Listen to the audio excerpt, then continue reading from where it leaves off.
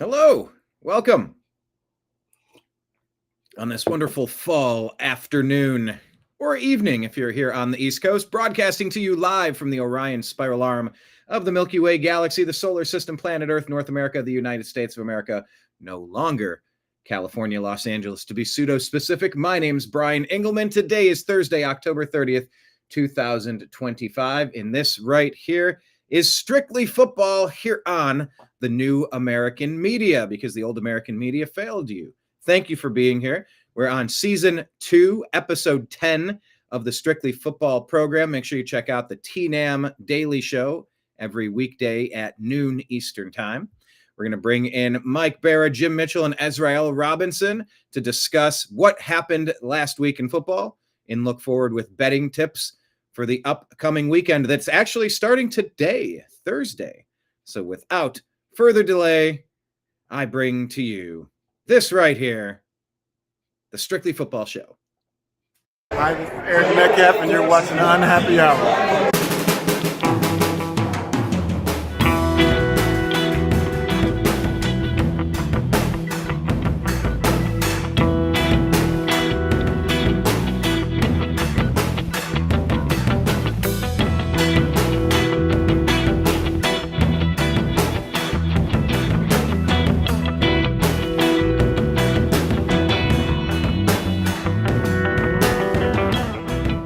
New American Media is proud to present a division of the Unhappy Hour sports show, Strictly Football.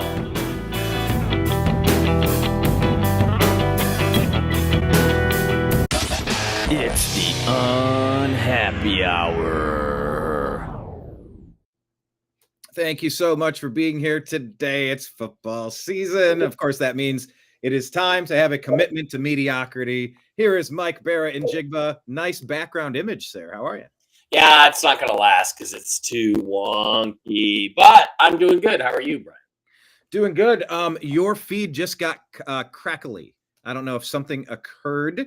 I'll tell you what, I'll invite the other people. If you want to do a refresh, just hit reboot on your stream because it was perfect until just now. Well, how about if I just get rid of the background? You know what?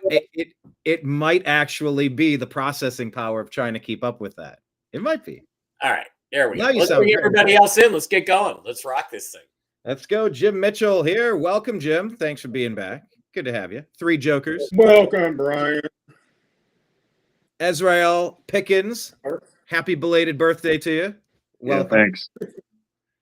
Is he 18 years old now, ready to join the Air Force, right? Ah, happy Updates birthday. one of these days. Thanks. Happy birthday. Should have gone for the Space Force, buddy. Yeah. I feel like you still have time to go Space Force, and I agree. All right. 10 fucking hut. What's that, Jim? 10 fucking hut, huh? 10 fucking hut. Yep. Oh, yeah. It's going to be that. All right. Let's go ahead and jump into what we learned last week. Oh, my gosh. Where do we even begin? What were the highlight games of last week? Usually I like to begin with, since we're Seahawks, Browns, and Cowboys fans, with the Seahawks, Browns, and Cowboys. That's where I like to start. There was no Seahawks game last week. So what is it? Are we going to rank on your Browns or are we going to rank on your Cowboys? All right. Let's go ahead and we'll do this. We're going to start with our Cleveland Frowns, or the Cleveland Clowns. They've been called so many different things. They've earned all of those. The Cleveland Browns got mollywomped 32-13 by the New England Football Patriots. Look, this game, Cleveland should have been in the lead 10-9 at the half. We missed a makeable field goal, and then the wheels came off in the third quarter. This is the trend for the Cleveland Browns as of recent history. The defense does enough to keep you in it, and Myles Garrett set a franchise record, beating his own franchise record, 5 sacks in the game, and of course we lose the game by a ton of points, Mike. Mercifully, we limp into the bye week here. As an observer, as somebody who doesn't really give a flying crap about the Browns other than to talk about it here, what did you think of this? You're my friend, and if they were good and the Seahawks were bad and they were playing in the Super Bowl, I would root for them and the fan base. That's just so you know. I'm not that cold-hearted. Appreciate that. I don't know. I'm in sort of a Twitter flame war with Mark Schlereth, the former Denver Broncos offensive guard, Washington Redskins Denver Broncos guard, who likes to trash Russell Wilson. So he and I have been into it a little bit, and he called the game. And first half, he said, "This Browns defense is legit. It's for real." And then in the second half, the Patriots ran up another 24 points on you guys. I just think the defense is exhausted. I think, Myles Garrett, I wish you'd trade him to the Seahawks, but I don't think you're going to do that, but I wish you would. Myles is starting to sound like he's about done with this. And, again, you saw the qualitative difference between Drake May and Dylan Gabriel. Dylan Gabriel's averaged about 4.5 yards a pass. Drake May was something like 11, almost 12. Yeah, almost 12 yards per completion.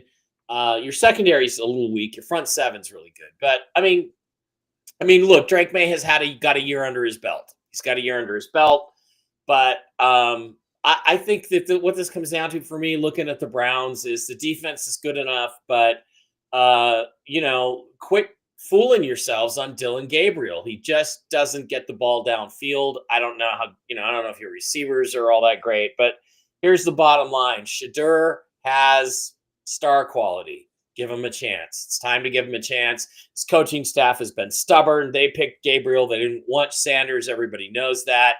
But Shedeur has potential star upside. So let him play, because it's time. Because 13 points, Patriots are okay. They're not that good defensively. It's just time to give Shedeur a chance. By the way, Jerry Jeudy, 0 receptions on 2 targets. That's our number 1 receiver that we traded to get. Because here's the thing. Russell Wilson was able at his height to get the ball downfield because he could move around and see things and get the ball there. Gabriel seems like he's not able to do that. He doesn't seem to be able to see anything downfield. He certainly doesn't try to throw anything downfield. That could be the coaches telling him, don't throw the ball downfield, but it's time to maybe just give the other guy a chance. Just give the other guy a chance. In fact, if I was the owner, I'd just go to Stefanski and say, you're starting Shedeur the rest of the year. Let's see what he's got. That's what I'd tell him. Yeah, the conversation has been raging in Cleveland about that for a while. Of course, there's that famous story where Jimmy Haslam talked to a bum on the sidewalk on the day of the draft. He said, "You better draft Johnny Manziel," and he went along with that gut instinct. Look where it got us. Whether that's an urban legend or confirmed. Oh, I think to be fair, when the Seahawks Legion of Boom played against Manziel created all kinds of problems. I think, again, it was bad coaching. I think his style was misused in Cleveland. I would like to have seen him given more freedom to improvise, and he might have been something, but we all know he did have a bad attitude. So, well, and we know Kevin Stefanski. He's been called the quarterback whisperer, but you see what he's done. Joe Flacco wasn't getting much done here. He goes down to Cincinnati. They get a very big win over a division rival. He's throwing for big yards and putting big points on the board. The Browns haven't scored more than 17 points this season. I think we did it once. Did we against Miami? Against Miami, but if that even counts, exactly. But yeah, I mean, we're a tight end heavy team. Harold Fannin and David Njoku both caught touchdown passes from Dylan Gabriel. But yeah, something has got him spooked. Izzy, the quarterback Dylan Gabriel, he's small and he's not really throwing for many yards. It's a lot of quick West Coast out of his hand, get it in the playmaker's hands. And Quinshawn's a legit running back. But yeah, I mean, we should have had the halftime lead here, ended up trailing by 2, and the wheels fell off the whole second half. What did you make of this? Yeah, I watched a bit of the game. Dylan Gabriel, like I said, in my opinion, I believe it's 50-50 coaching and him. I watch a lot of plays. I mean, like I said, he doesn't throw the ball more than 5 yards. So it's not a lot that you get out of him. And he made a lot of mistakes. I mean, 2 interceptions. There was a play he threw the ball in the dirt that caused a safety. I watched that live. Like, what is he doing? So it's just horrible, just coaching front office and Dylan Gabriel. I mean, like, at this point, you guys have nothing to win, everything to lose. So, I mean, just literally just go out and put Shedeur Sanders in, because why not? I mean, And then there was a clip. I don't know if you guys seen it. A reporter asked the head coach, and he's like, "Hey, when is it time to start Shadur? Like, is that looking into your game plan?" And he was like, "Oh, Shadur Sanders isn't in our game plan at the moment," or it was something like that, pretty much indicating that he doesn't care about winning. And well, it wasn't that he doesn't care about winning, although I'm no Stefanski. I mean, 2-6 doesn't seem like you care about winning a lot. So, well, they drafted Dylan higher. They want to give him more opportunities to settle in. I mean, he's gotten every opportunity they could give him. First team reps during the off season, everything. The coaching staff wants Dylan, Gabriel.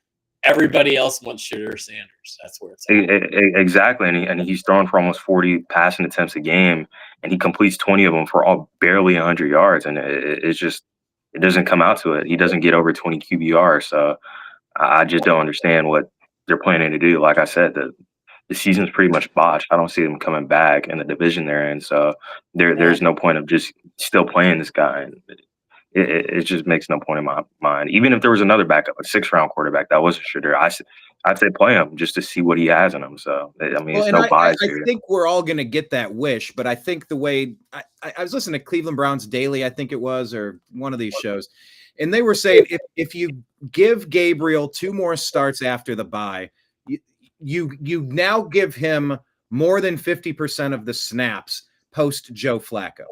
So if you make the move to Shadur, it's like, well, yeah, we drafted him in the 3rd round. We thought he had what it took. We gave him the opportunity to show us as many times as possible what he was capable of. And at a certain point, if he can't improve, then you go to the kid. Jim, do you think it's time to go to Shadur Sanders? Well, I agree with what you said, Brian. I mean, Jimmy Haslam and Stefanski, they know what's going on with this team right now. And there's what, 9 more games left in the season? What they're doing is they're sticking their toe in the water right now with Dylan Gabriel. They're seeing what he can do. Sanders is going to get his time up at bat. He will. But they're staying with Gabriel just to see what he does, see if he improves, see what his deficiencies are, and then they're gonna go to the bullpen and they're gonna go ahead and throw Sanders in the game because Stefanski knows that they're not going to the playoffs. I didn't mean to say that. But I'm sorry. But you know where they're going, Brian. You follow the team. You can see the pattern here. They're going to play Gabriel, until he's worn out his welcome. He'll ride the pines for a while. Then they'll put Sanders in. They just want to see what they have. Mm-hmm. The Browns, betting wise, the Browns were going in 0-3 straight up on the road going into this game. I know it was a big number. The Patriots were favored by 7 and pretty much stayed there all week. So the play was obviously the play was the Patriots. Playoffs? Playoffs? You kidding me? Playoffs? I just hope we can win a game.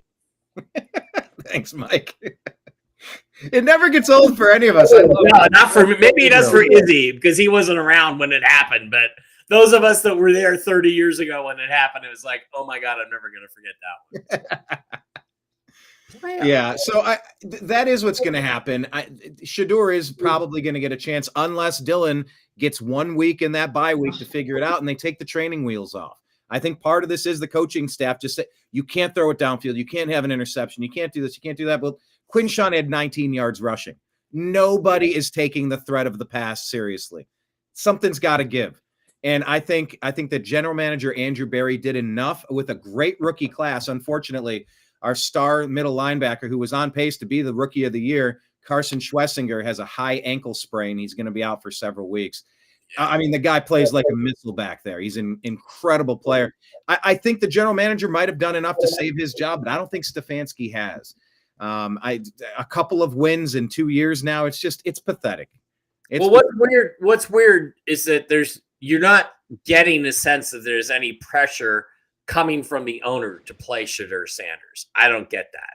If I'm the owner, I'm going to be at practice. I'm going to be watching. I mean, I'm going to Stefanski and say, let's try something new and get behind him for 4 or 5 weeks and see what Shadur can do. It makes no sense Even if you take the reins off Dylan Gabriel, if they're on him, I think they are.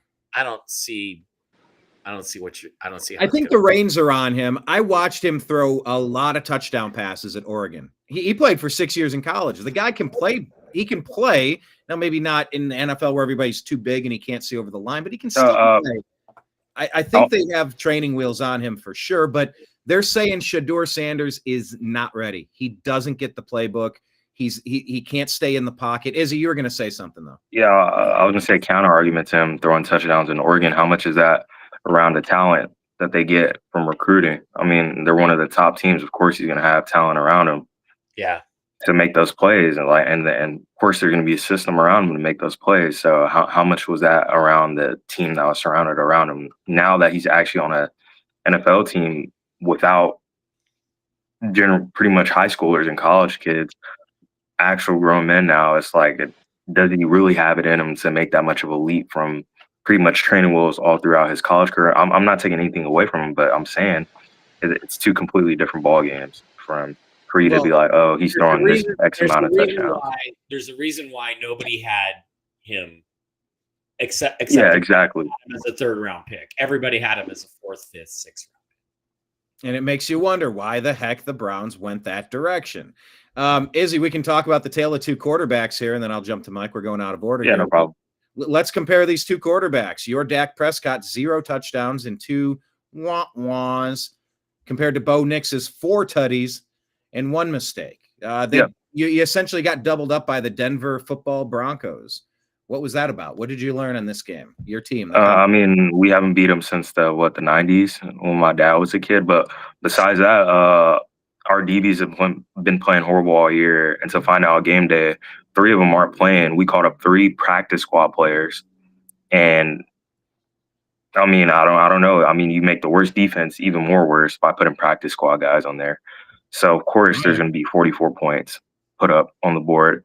And as far as the offensive side, I mean, Dak didn't throw for a touchdown. I mean, like, he had an off game. Just the offense wasn't there. But there's no way that you score the 2nd most points in the NFL and you have a negative below 500 record. I mean, the defense is bad. Like I said, there's nobody on defense to make any substantial plays, and there's no one to give them the right play calling to play to their strengths and not their weaknesses. So, yeah, I have no idea what's happening there. Yeah, you're in a bit of a rough spot, Mike. What? Not being a super fan of the Cowboys, who dropped to 3-4-1 on the season. Denver, of course, improves to 6-2. What do you see from the outside looking in on Dallas, and how legit are the Broncos? Well, Kenny Clark wasn't even out there, right?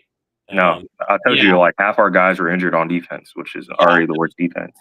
You know, and Maisie Smith is just useless. Look, you gave up 179 yards rushing. You're not usually going to win a game when you give up that much. So you can't even stop the run. The defense, whoever they have, you got to focus on one thing. Figure that's all they can do is say, today we will stop the run. Tomorrow we will stop the pass. We will stop the screen pass. That's all they can do. The talent just isn't there. I honestly don't think this defense would be a whole lot better with Micah Parsons. So I don't think trading him was a bad idea. You got 16-31 as it stands right now in the draft next year. It's 2 defensive players. You're going to have some free agency money you saved by getting rid of Parsons and not paying him. Pay some to bring in some defensive players, probably a new coordinator. You're just awful on defense. I don't think it's too impressive that the Broncos did what everybody else has done. The Giants put up 37 on the Cowboys. Yeah, I mean the Jets put up 30 points as well. Yeah, I mean, they were healthier then. So the defense just isn't good enough. And write the season off. I hope they don't make any desperation trades to try to get unless Myles Garrett's available for your 2 first picks.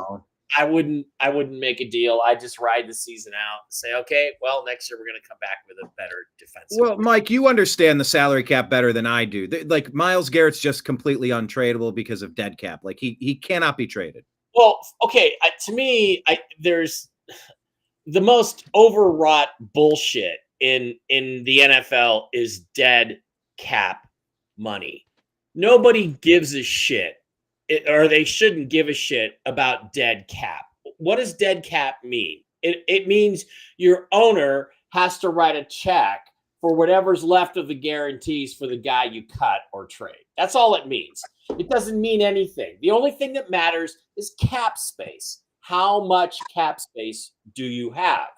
And if you were the Cleveland Browns, let me go to the Browns. If you were to cut Myles Garrett, not Deshaun Watson, but Myles Garrett, you would take a $103 million cap hit. That would put you $80 million over the cap this year. You wouldn't have a team, basically. So you can't do that. Myles Garrett can't be cut. He can't be traded. He could be traded or cut post, but it would still put you way over the cap for the next 2 years. So, yeah, that's not going to happen. Yeah, he's just locked in, and he's frustrated. He's throwing his helmet down. He's angry. Right. But, you know, I appreciate some passion You're there. the one who signed the deal. You're the one who signed the deal. You made your bet. He may have a no trade clause also in his contract. Yeah, who knows? Just I'm not entirely certain if he does or doesn't. But I like the fire. I don't want to be okay with losing. Right. But just to clarify, dead cap, the only thing that is embarrassment. You don't actually have to pay that money for the most part. That's ridiculous. You know, it's pretty much reflective of money you already paid. So, you know, it just guaranteed money becomes due immediately, and you can spread the cap hit over a couple of years if you want. Jerry Jones might be looking. When is the trade deadline? We're on October 30th. It is Tuesday. Trade deadline is Tuesday. So by our next show, by the way, gentlemen, we want to try to do this on Thursdays moving forward? I think we should try. I've got a doctor's appointment next Thursday at this time, so I would next say Thursday or next Tuesday. Go back to Tuesday, if it was me next week. But I'm not. And by the way, I'm still okay because I know we kind of butt up against your other show. By the way, tell us about your other show, Toxically Masculine Tuesday, of course. Yeah, Toxically Masculine Tuesday, and then Real News Live with Mike and Jen, and on Mondays and Wednesdays, and then Wednesday evenings I'm on with Whiskey and Wisdom. Cowboys have $30 million in cap space this year. They could be aggressive. They could be aggressive. They could go get something. They have one of the highest cap space. Yeah, cap spaces. Yeah. Pretty much one position. Who do you want to get? Is there one player on the block? Is there one position you're just in desperate need for? A linebacker. I mean, our linebackers are horrible. I mean, they just stand there, watch people run right past them. They watch the ball go in the air. They wait 4 chops for the running back to get to them. So either linebacker or DB. I mean, we tried calling for Max Crosby. We tried calling for the Wilson dude from the Bengals, and both GMs were like, no, we're not trading them. So I really don't see a lot of like big names coming to Dallas if we were to make a trade. So like I said, the defensive coordinator is? Yeah, Matt Eberflus, the head coach of the Bears from last year. He's not a terrible coordinator. No, he's not bad on defense. I mean, he's a bad head coach, but a defensive coordinator, he doesn't seem to be bad. But I mean, like, look what he's working with. I mean, I can't blame him. You guys have Jadeveon Clowney. You guys should be superstars on defense. Yeah. So.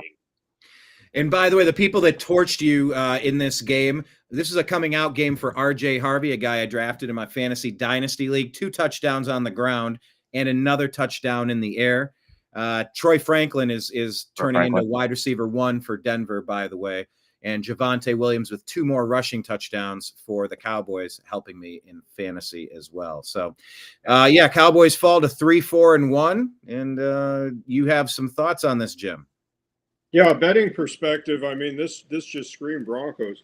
It's like Izzy said, I mean, the last time the Cowboys beat the Broncos in Denver, I think Craig Morton was the quarterback. Isn't that right, Mike? But, for which team, though? Dallas or Denver? Because he was quarterback for both of them, yeah. Right. The Broncos are now 9-0 straight up at home. The Cowboys going into this game were 5-17-1 straight up as a dog. I mean, this game just screamed Broncos as far as a betting perspective. And the Broncos, when installed as a favorite, they're 10-3 against the spread. So Cowboys, I don't think the Cowboys had a prayer in this game, really. You know, especially what Mike said last week, going to altitude. You know, from basically sea level Dallas. You know, and going to 5,280 feet. Yeah. All right. Well, let's bounce over to Chargers and Vikings. Start with Mike. This was the Thursday night game of last week. It's so hard to remember all the way back there, but Chargers bounced back in a big way, and now Carson Wentz is going to be gone. Yeah. He has a season-ending injury or a season ender, or I don't know if it's season-ending. You know, again, Justin Herbert good, Carson Wentz bad. People are asking, why did the Minnesota coach, what's his name? Keep him in the game. Why did he leave Wentz out there to get the shit beat out of him? I don't know. That game was odd from that perspective. And they are saying it's season-ending surgery addressing his left shoulder injury. Tom Pelissero of New York. Supposedly, the biggest thing is like the backup 6th-round quarterback shows some signs of being a good quarterback, and they don't want any controversy or anything of that guy playing. So that's what I've been hearing. Max Brosmer, you're saying? Yeah, Max Brosmer. JJ McCarthy's back in the starting lineup then. So happens. You know, it's time to find out whether he can play or not. My guess is no, but we'll see. Trey Harris, Oronde Gadsden, and Ladd McConkey. Thankfully, Ladd McConkey, he's been so underperforming for me. Catching touchdowns from Justin Herbert in the air, and Kamani Vidal. 23 rushes, 117 yards, and a touchdown. That was a pretty good performance. Meanwhile, on the other side, Justin Jefferson held touchdown list. Addison gets one. Not a lot of rushing for the Vikings. Not a lot of anything for the Vikings. So, Izzy, Jim, any thoughts on this game that haven't been covered? Go ahead. Go ahead, Jim. Just to mention, last week we discussed there were 4 teams that bettors consider relatively good to excellent teams in the NFL, and those 4 teams, and one of them was the Chargers, and the Chargers had lost last week previously. We also discussed the Bills. They had lost previously the week before. The Ravens had lost previously the week before, as did the Buccaneers. The Buccaneers fell to the Lions. Just an interesting thing regarding this, and we won't go back to it. Talking about the teams if we discuss them. The Bills, first of all, won the game 40-9. They won and covered. The Ravens won 30-16. They won and covered. The Buccaneers won 23-3. They won and covered. And the Chargers won 37-10, which is the team we're talking about right now. They also won and covered the point spread. So that's 4 for 4 as of last week, were good teams that lost the week before came back over the top and won and also covered the point spread. Just as a betting perspective. But right. As far as the game goes, I mean, statistically, the thing that stood out the most was Carson Wentz was 7-0 straight up and 6-1 against the spread on Thursday Night Football. Well, needless to say, that didn't pan out. Like you said, Brian, he's out for the season. Yeah, he's done. He's a goner. Right. Whew. That may be the end of his career, too, to be honest. I don't know who's going to give him another chance at this point. Yeah, I didn't like the look on his face when he threw his helmet and then sat down. Yeah, he kind of figured, okay, this is it. We're done. Well, I mean, if you can't put up numbers with Justin Jefferson and Jordan Addison, do you belong in the NFL anymore? I don't know. I don't think so. Yeah, that's the Joe Flacco, Jake Browning conversation. You feed the beasts, throw it to them. Like they're accidentally going to catch half of them. Mm-hmm. Izzy, any thoughts on this game? No, I'm just mad at Quinn Johnson did get a single target the whole game. That's pretty horrible. That's my only thoughts. Well, I mean, look, this is not Quentin Johnson not getting a target, Jerry Jeudy not having a reception. There's a couple of A.J. Brown unhappy with his role on the Eagles.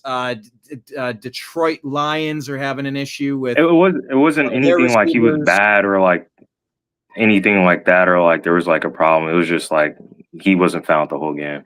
It's not anything on his part. So yeah. I'm just a mad fantasy owner. There's a lot of receivers who are getting kind of frustrated and not getting targeted. Well, he's not frustrated. Brian, I'm frustrated. Fantasy owners are frustrated. Yeah. Jim? It makes you kind of think if A.J. Brown's related to Antonio Brown. I mean, is there a correlation there?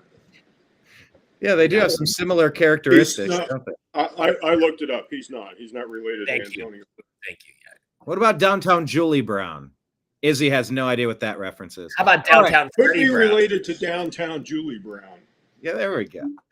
All right, let's go to the corner TV game. Dolphins, Falcons. Anything to add to this one? Tua bounced back with 4 touchdowns. No interceptions. But he only had 205 yards. He's not the answer there. 4 touchdowns is 4 touchdowns. I picked Atlanta because I thought Penix was playing. Penix didn't play. You saw that Kirk Cousins doesn't have anything left in the tank either. Yeah. I've got a rule now. When Mike picks Atlanta, I'm laying off the game. Yeah, I would too. I chose Atlanta as well. Is not Atlanta. So Hotlanta turned to not. Well, I thought Penix was playing. If I had known Cousins was playing, I might not have picked them. Probably still would have, but yeah. Good for the Dolphins. Nice to get a win or two. There's a rumor floating around here that the Dolphins are going to trade Tua to the Raiders. What?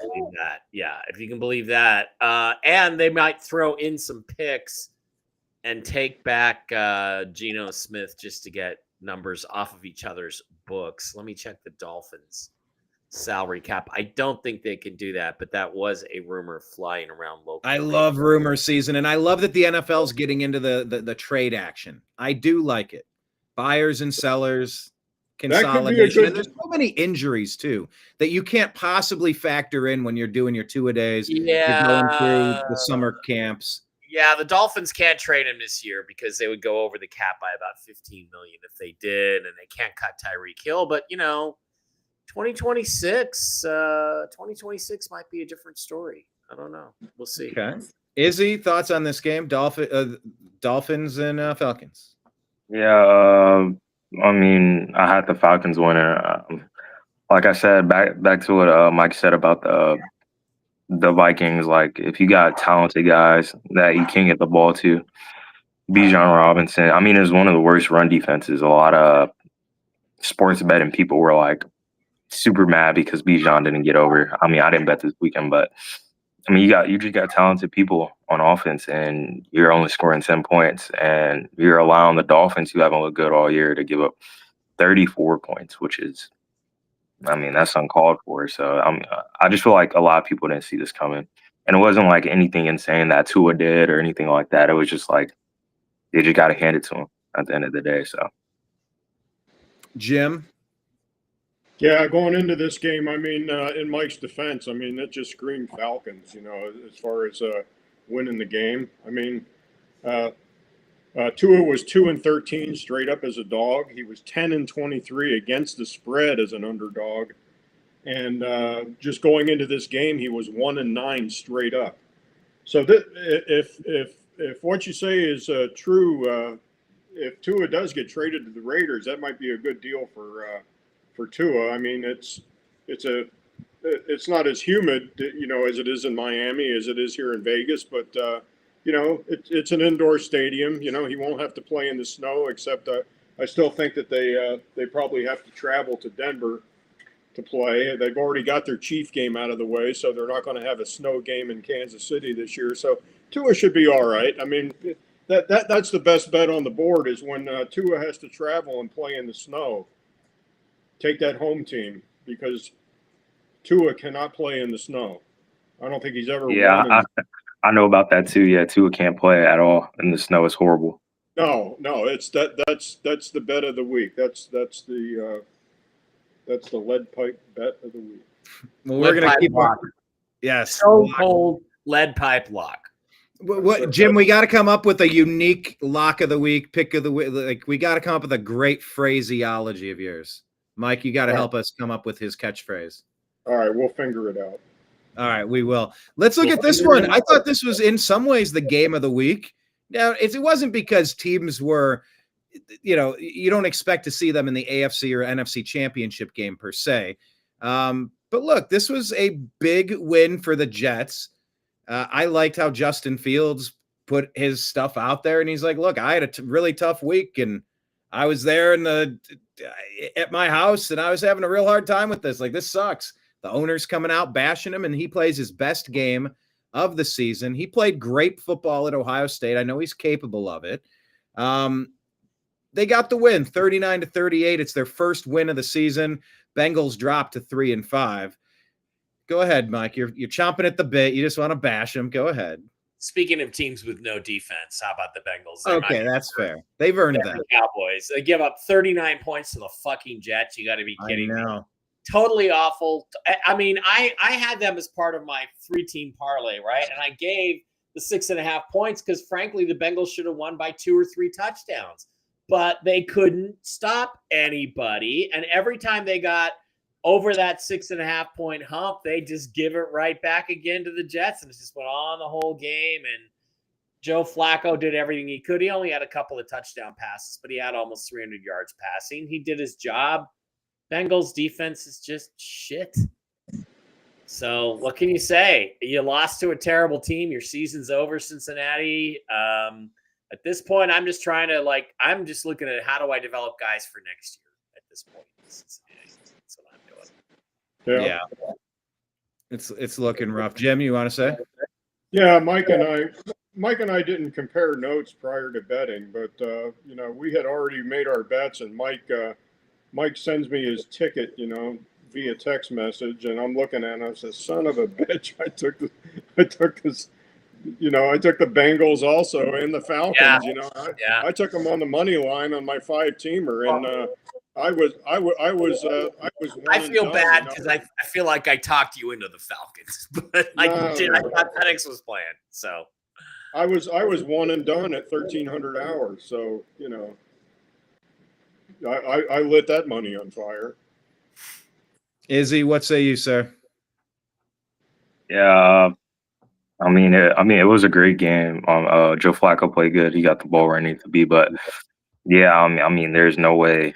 I mean, they tried to see if they could salvage the season with Joe Flacco, but there's no point of trying if you're losing to the Jets, 39-38, a team that hasn't won a game all year. So, and wicked that they even let a running back throw the game-winning touchdown. That's just horrible. Yeah, it's nutty. What a great game by Breece Hall, by the way. 1 for 1 passing for a touchdown, 2 touchdowns on the ground, 18 carries for 133 on the day. Comparing that on the flip side, Samaje Perine has been a nice pickup for me in Dynasty football. 9 carries, 94 yards, and a touchdown on the ground. Chase Brown adds another. T. Higgins in the air and Chase Brown get one in the air. Jamar Chase targeted 19 times in this game, complete on 12. But yeah, not enough for Flacco. 2 touchdowns, no interceptions on the day. But yeah, congratulations to a lot of people here. Joe Flacco's playing okay. Justin Fields got his first win. Breece Hall had maybe his game of the year. I don't know. I liked seeing the fight out of these teams. I liked how they battled. And it gave us a really competitive game, Mike. So I was kind of excited about it. And look, compare that to the New York Football Giants. They're without Cam Scatterboo. Oh, what an injury. Guys, I mean, Eagles get it done 38-20. I'm sad about Cam. What do you take away from this one? I mean, Eagles are on track. They're one of the clear favorites to win a championship. Jalen Hurts, 4 touchdown passes on the day. That helps. Saquon, 150 on the ground and a touchdown. What'd you make of this one? I could go to Mike on this one. What do you think on this one, sir? Oh, I'm sorry.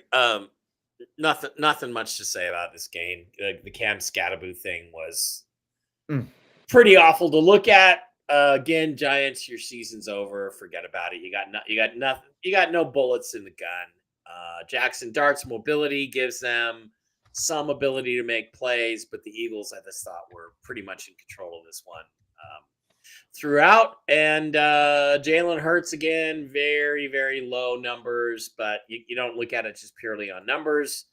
I just saw an Eagles team that was in control and a Giants team that's just scratching and clawing and didn't Completely agree. Game over. Oh, yeah, a lot of their momentum was around the 2 young guys, Jackson Dart and Scatterboo. So I mean, losing Scatterboo, there's not a lot of rolling that you can keep doing. They better be careful because as they've now lost Malik Neighbors and Scatterboo, as their options dwindle, teams are going to play them a lot closer to the line of scrimmage. They're going to come after it. They might get Jackson Dart hurt with an injury like a patellar tendon or a torn ACL or something. They got to protect him, so they got to focus on not as much offensive production as they do, I think, on protecting him the rest of the year. Or they could lose him. Jim. Yeah, betting perspective on this game. Saquon Barkley is averaging 52 yards a game this season. Last season, he was averaging over 104 yards a game. That's 104 or 140? 104. I think it's 124. He was averaging 124 yards a game last season, and this season he's averaging 52 yards a game. That's the difference. They got to get Saquon's got to get on track. If he stays on track, they can win these games. This was one of the best bets of the week. Jalen Hurts going into this game was 18-1 straight up as a home favorite.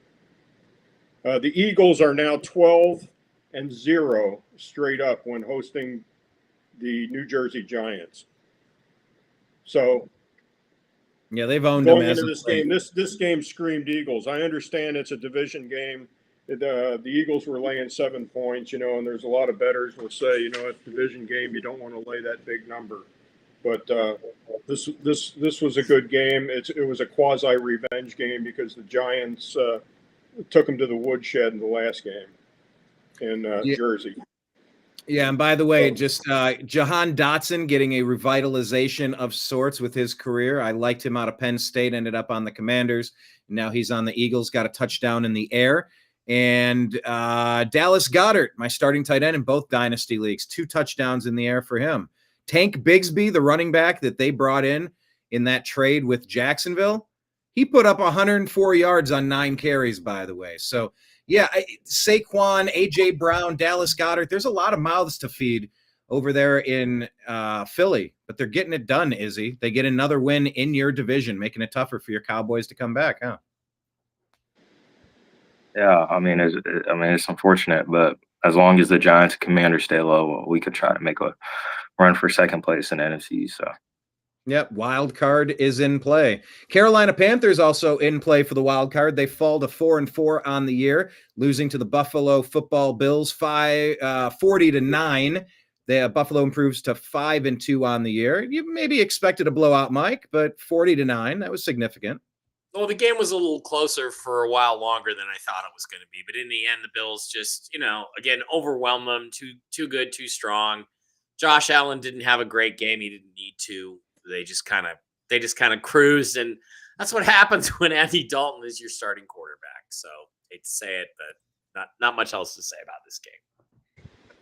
Jim?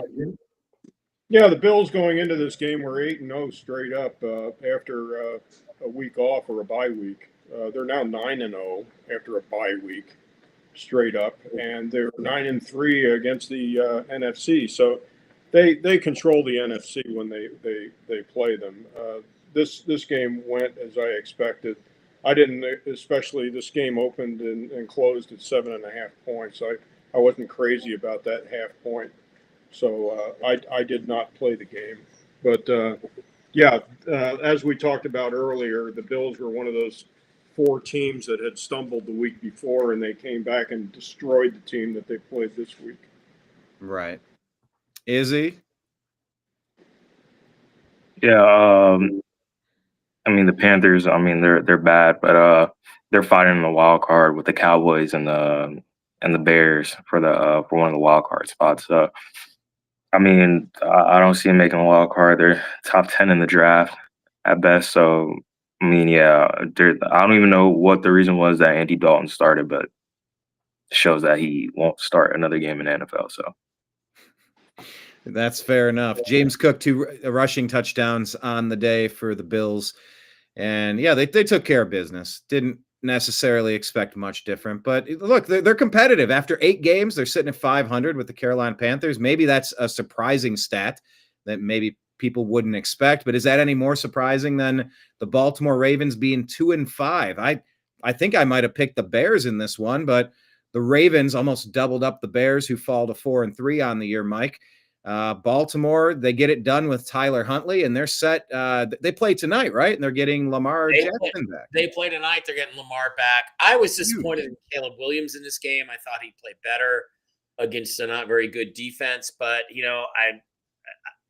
I did what he could. He did what he could. He remains inconsistent.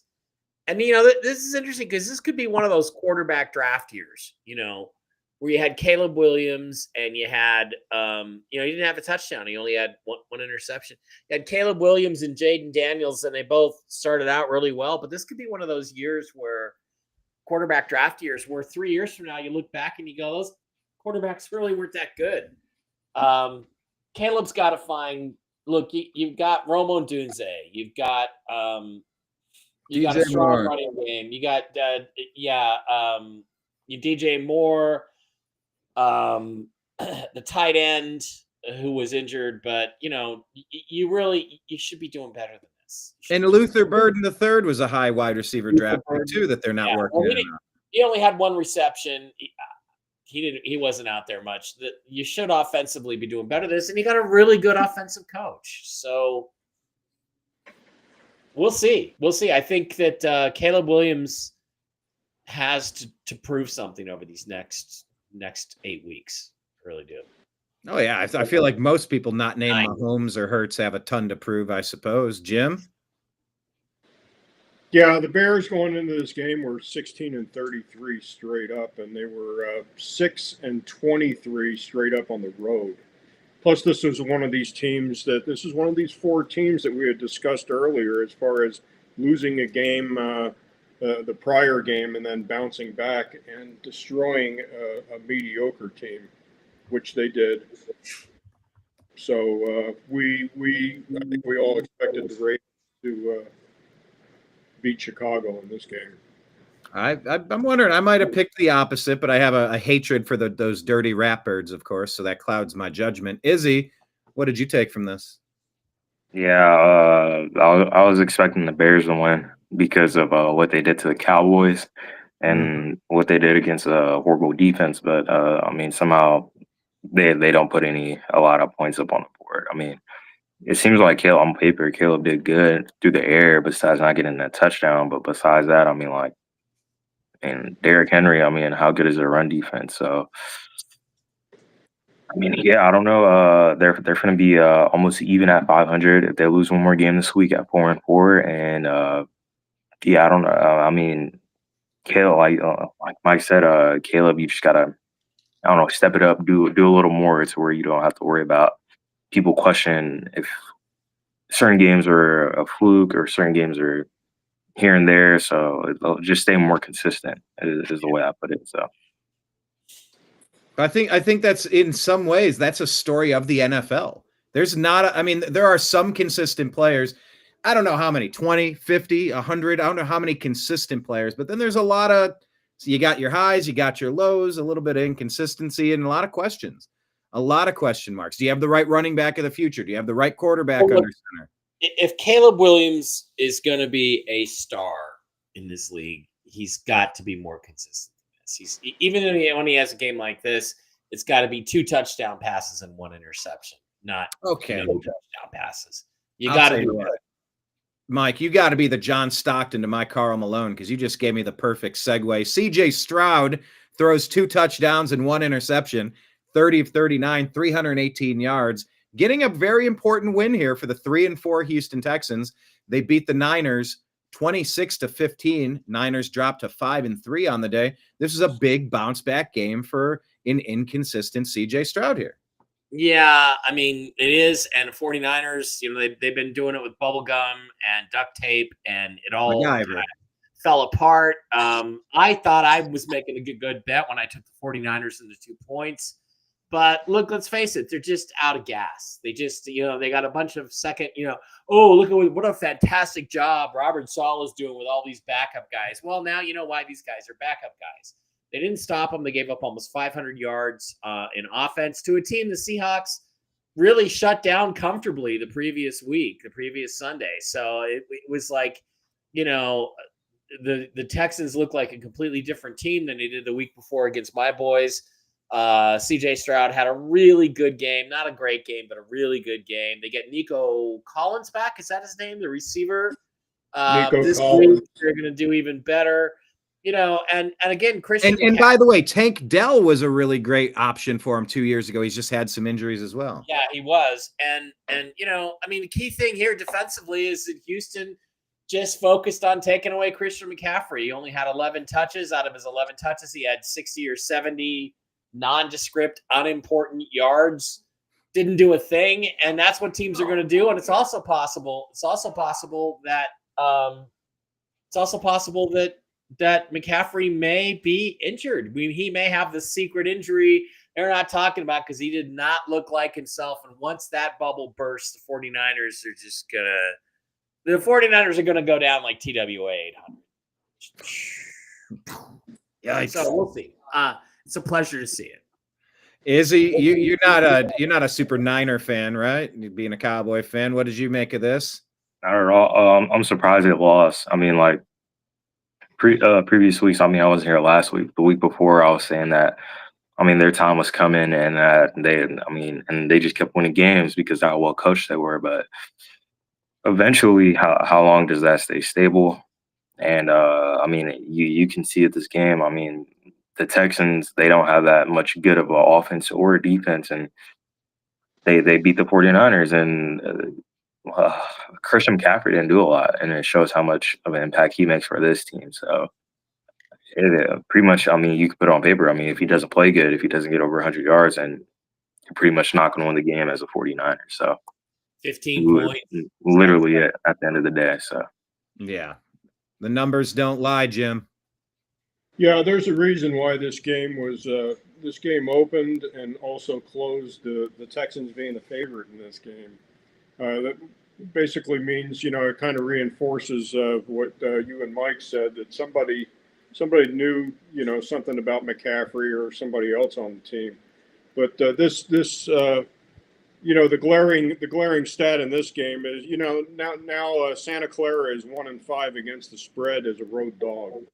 So when they have to travel across country or, even in their own state, if they're a road dog, they're 1-5 against the spread. So, the spread wasn't big. I mean, it opened at 1.5, it closed at 1.5, but a lot of bettors look at that as basically a pick'em game. Mm-hmm. So this game was a toss-up, but that was the glaring stat that going into the game they were 1-4 against the spread as an underdog. I'm kind of curious. You were just mentioning that and just kind of how weak they are and how soft they are. Have you noticed any correlation for California teams in general being soft? Because I've long argued. I was a longtime resident of Los Angeles, next to Izzy, by the way. But I said California people are soft because the weather is 65 to 85 every day. They don't know extreme heat. They don't know extreme humidity. They don't know extreme bitter cold. Like a hardy Midwestern person. Sure, you're any betting trends for soft California. I know where you're going. One thing. Hold on, wait, everybody stop. Everyone stop. I triggered everyone with that question. I want to get to every one of you on it. Jim first. Okay. To be completely honest with you, I don't think it's the teams that are soft. I think it's the fans that are soft in California. California teams do not travel well. Eastern teams travel well, and probably the best traveling team is probably in the past was probably the Pittsburgh Steelers. You'd always see the yellow towels but in that game last week when they played the Packers, there were more Packer fans in that stadium than there were Steeler fans, and that was noted by a lot of people. And that stadium was loud when Pittsburgh's offense was on the field. But by and large, to answer your question, the California football teams aren't soft. They just don't have a fan base. And that's the main reason why the Los Angeles Rams went to St. Louis. Yeah, I can agree about the fan base thing. As far as the players, I want to say that, I mean, I say about what is it like 40% of athletes come out of California? Well, I mean, a lot of them, superstars, especially quarterbacks, pitchers, basketball players, NorCal, Southern California. I mean, they're not soft at all. I mean, they're superstars of the game they play. And So the I mean, politics I could go on the like I can name politics in about 100 California players. the politics in California do not support professional sports teams. Yeah. You know, And that's yeah, why but as far as an organization, I mean, yeah, I can agree that they we're are softer than others. no longer the San Diego Chargers. We're no longer the Oakland Raiders, and they're no longer going to be the Oakland A's. And you know, California Angels. They all run to a better tax base.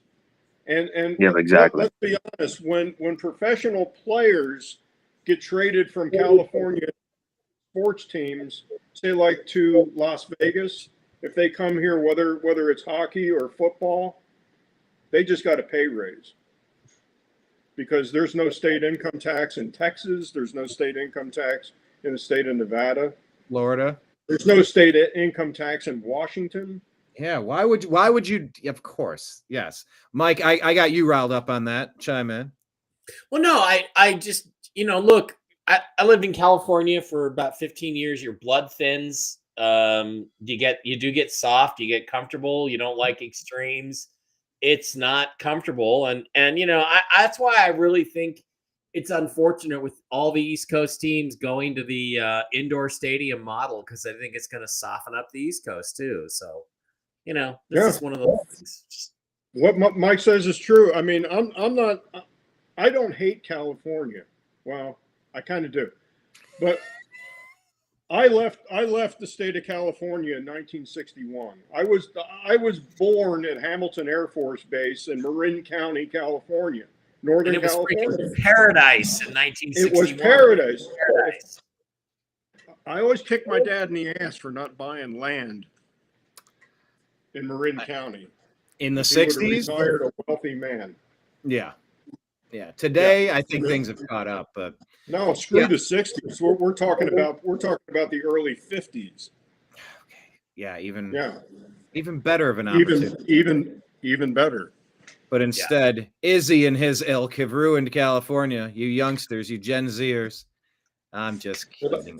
That's why Izzy's a Dallas fan. It was still paradise when I moved there in 2003, man. Nothing but pretty girls and warm weather and bikinis. Oh, they do have pretty girls. Unlike Vegas. All right, moving on. Let's talk about another place they have pretty people. Tampa Bay, the Buccaneers. They took care of business. Mike, here's your Rattler update of the day. What did you take away from this one? Well, that's all it is. It's they took care of business. Baker didn't have much of a game. Tampa's a tired team, but they were so much better than New Orleans. It wasn't really much of a game. Spencer Rattler's been benched. I can't blame the Saints for trying something different. 1-13 now as a starter, I think Rattler is, or 1-14, Jim. It's time to try something new and see what happens. But this game went according to plan, and that's all I got to say about it. It went according to plan. The team that should have won by about the score they should have won by. A tired Tampa Bay team. Jim? Yeah, Mike's right. I mean, Mike was right the first time. He's now 1-13 straight up as a starter. That it just saddens me because that was stone cold lock betting against the Saints. If Rattler was starting, and we no longer have Rattler starting now, so that 1-13 straight up, that's going away. Is he? Yes, it is. Yeah, Rattler's no longer starting. So, like I said, the season's scratched. When the season started, I said the Saints and the Giants will be at the bottom of the league. And, the Saints are proving me right. So, it's not a lot that you could do. And it's a good game by Tampa, just a decent game, just like for fighters or boxers, just like a tune-up fight, like just staying in the mood, staying warm for the next opponent. I'm not saying it was anything crazy, but just keeping the players warm for who you got. Because you got Ted Johnson, Kadon, and Mekabuka. are like the only guys that Baker Mayfield's throwing to. So figure something out before a bigger opponent comes next. Yeah, By the way, Emeka got 9 targets. He clearly led the team. Tez Johnson second behind him. And then it's just Cade Otton, Rashad White, and Sterling Shepard. I mean, he's missing Godwin. Evans is done for the year. I mean, tired is one way. Walking wounded is another way. Bubblegum held together like MacGyver, like the 49ers. Yeah, they got the win, but, they're showing some cracks in Tampa. But it's a winnable division. It's definitely a winnable division. But I think what's up? Oh, nothing. Just. Oh, okay. Well, anyway, I'm just I could praise Baker, but he didn't give us a lot to talk about. He's falling in the MVP rankings a little bit, but they got the win, and that is probably what's most important. Is they improved to 6-2 on the year, while the New Orleans Saints try to figure out who they have in Tyler Shuck. Is he going to be the quarterback of the future or not? Yeah, back to the quarterback thing that Mike was saying earlier. This year is going to be a huge year to grab quarterbacks and hopefully franchise quarterbacks for a lot of these teams, like Saints, Browns. Once the Browns start Shadir Sanders and they see what he can do, depending on coach or not, a lot of these teams are going to come in and draft quarterbacks. There's a lot of good quarterbacks or decently looking good quarterbacks that can go high for the teams that need them. So. Yeah, and I look at the quarterbacks, maybe there's hype over somebody and, he's the next big thing. Sometimes that works. A lot of time it doesn't. It's not a lot of hype this year. With the college players, a lot of people are like, they don't know who the Heisman is going to be. They don't know what awards they're going to, but they're just saying there's a lot of decently good talent that could get spread around the NFL, like just a complete overall. Well, what I was getting to is that you don't know who's going to be good any more than when you release the schedule and you go, well, this is going to be an easy schedule. You have no idea what the teams are going to be like. Well, this is going to be a tough schedule. You have no idea. So I don't know. Is it going to be a strong year for quarterbacks, a weak year? I don't know. I think Julian Sayin, the rookie out of Ohio State, is playing lights out. I mean, he's a dark horse for Heisman, but he's going to be in the rankings, I suspect. Do you guys have any are you watching college a lot? Do you have any thoughts on early Heisman or actually mid-season Heisman now? I don't watch college. Yeah, until the Senior Bowl. Then I start watching. Yeah, like I said, a lot of people, they don't know who's going to be Heisman. It's just one of those years where it's just a toss-up. Well, this one here, Mike, this gets us back to the number 1 overall pick last year, Cam Ward. He was the cream of the crop at the quarterback position. Yeah. And then here's a guy who was thrown out to the trash, Daniel Jones, and he's revitalized his career. DJ had 3 touchdowns, no mistakes, 272 in the air, 21 of 29 on the day. Jonathan Taylor just continues lighting it up for me and my fantasy team. 3 touchdowns on the day, 12 carries, 153 yards rushing, 2 on the ground, 1 in the air. Cam Ward, they got rocked 38-14 here. What did you take away? What did you learn about the Colts? Did you learn anything? The Colts are good. Jonathan Taylor ran over them like a speed bump, and Daniel Jones threw over the top successfully. Cam Ward showed improvement, continues to show growth. The better team won by the score they should have won by, and that's about all I got to say about that one. Yeah, Jim, what did you have on this one? What Mike says is true. I mean, if Jonathan Taylor goes down, I don't know what this. No, don't even speak to. Nope, Jonathan Taylor, MVP of the league. How about that? Yeah, but if he go, we are week to week on football players, and I hate to see what happens to this team if Jonathan Taylor goes down. I mean, Titans were 4-20 against the spread going into this game. The Colts were 5-0 straight up versus the Titans, and they were 5-0 straight against the spread versus the AFC. But interesting number. They were only 2-3 straight up versus the Titans at home. So, of course, that was during those numbers were taken during the Vrabel era also. So, Mike Vrabel took care of business when he went into Indianapolis.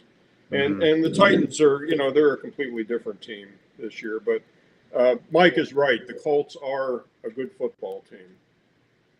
They are a double-digit favorite looks like is he called it? Is he called it preseason? Is he? Yeah, I mean that was my head of the year. So, one thing that I did want to say is I don't like the fact how the MVP is such a quarterback oriented award. Yeah, because past couple years I would have had Christian McCaffrey winning one, Cooper Kupp when he won the Super Bowl, winning MVP. It's just I just don't like the way how it's just oriented that no matter what, depending how bad or how mediocre the quarterback season is, it goes to a quarterback. Like this year, I believe Jonathan Taylor should have won it. Last year, Saquon, Christian McCaffrey the year before, Cooper Kupp the year before. I just feel like that award should be more modernized, where it's not like, oh, the quarterback's going to get the MVP and the skill position is going to get the offensive play of the year. I don't believe that's how it should work. But yeah, like I said, the Colts are really good. I mean, as long as Jonathan Taylor's playing the way he's playing, then sky's the limits for the Colts. So if you can't stop the run, I mean, like, wait till they start passing the ball. They got nothing but deep threat targets that they could get the ball to. So yeah.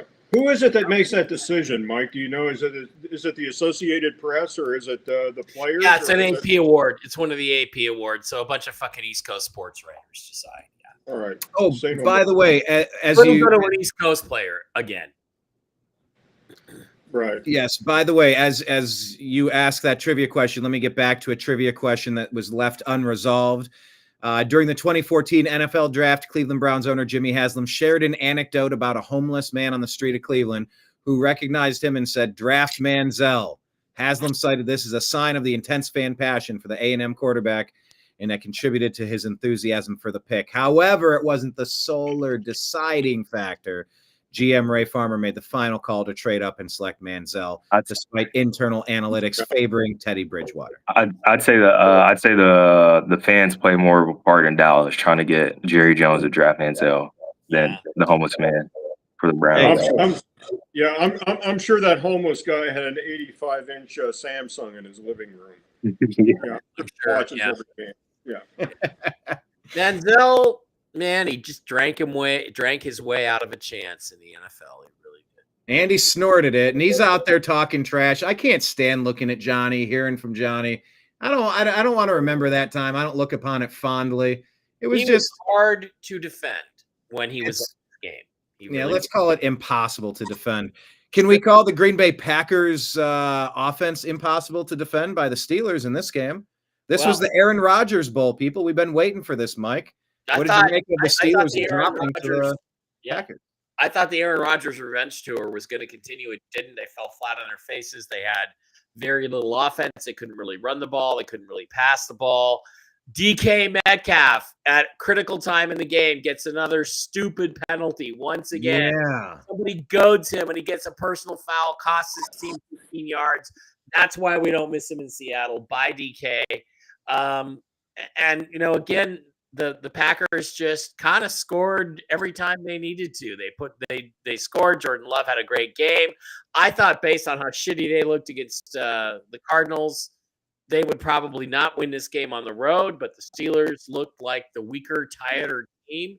Their defense wasn't very good. And Mike Tomlin, if you can't coach defense, why are you a coach? Because that's what you're supposed to be your forte, Mike. And I'm going to say this again, not once again, to compare to my buddy Russell Wilson. After 7 weeks of Russell Wilson last year, you were averaging 28.4 points per game.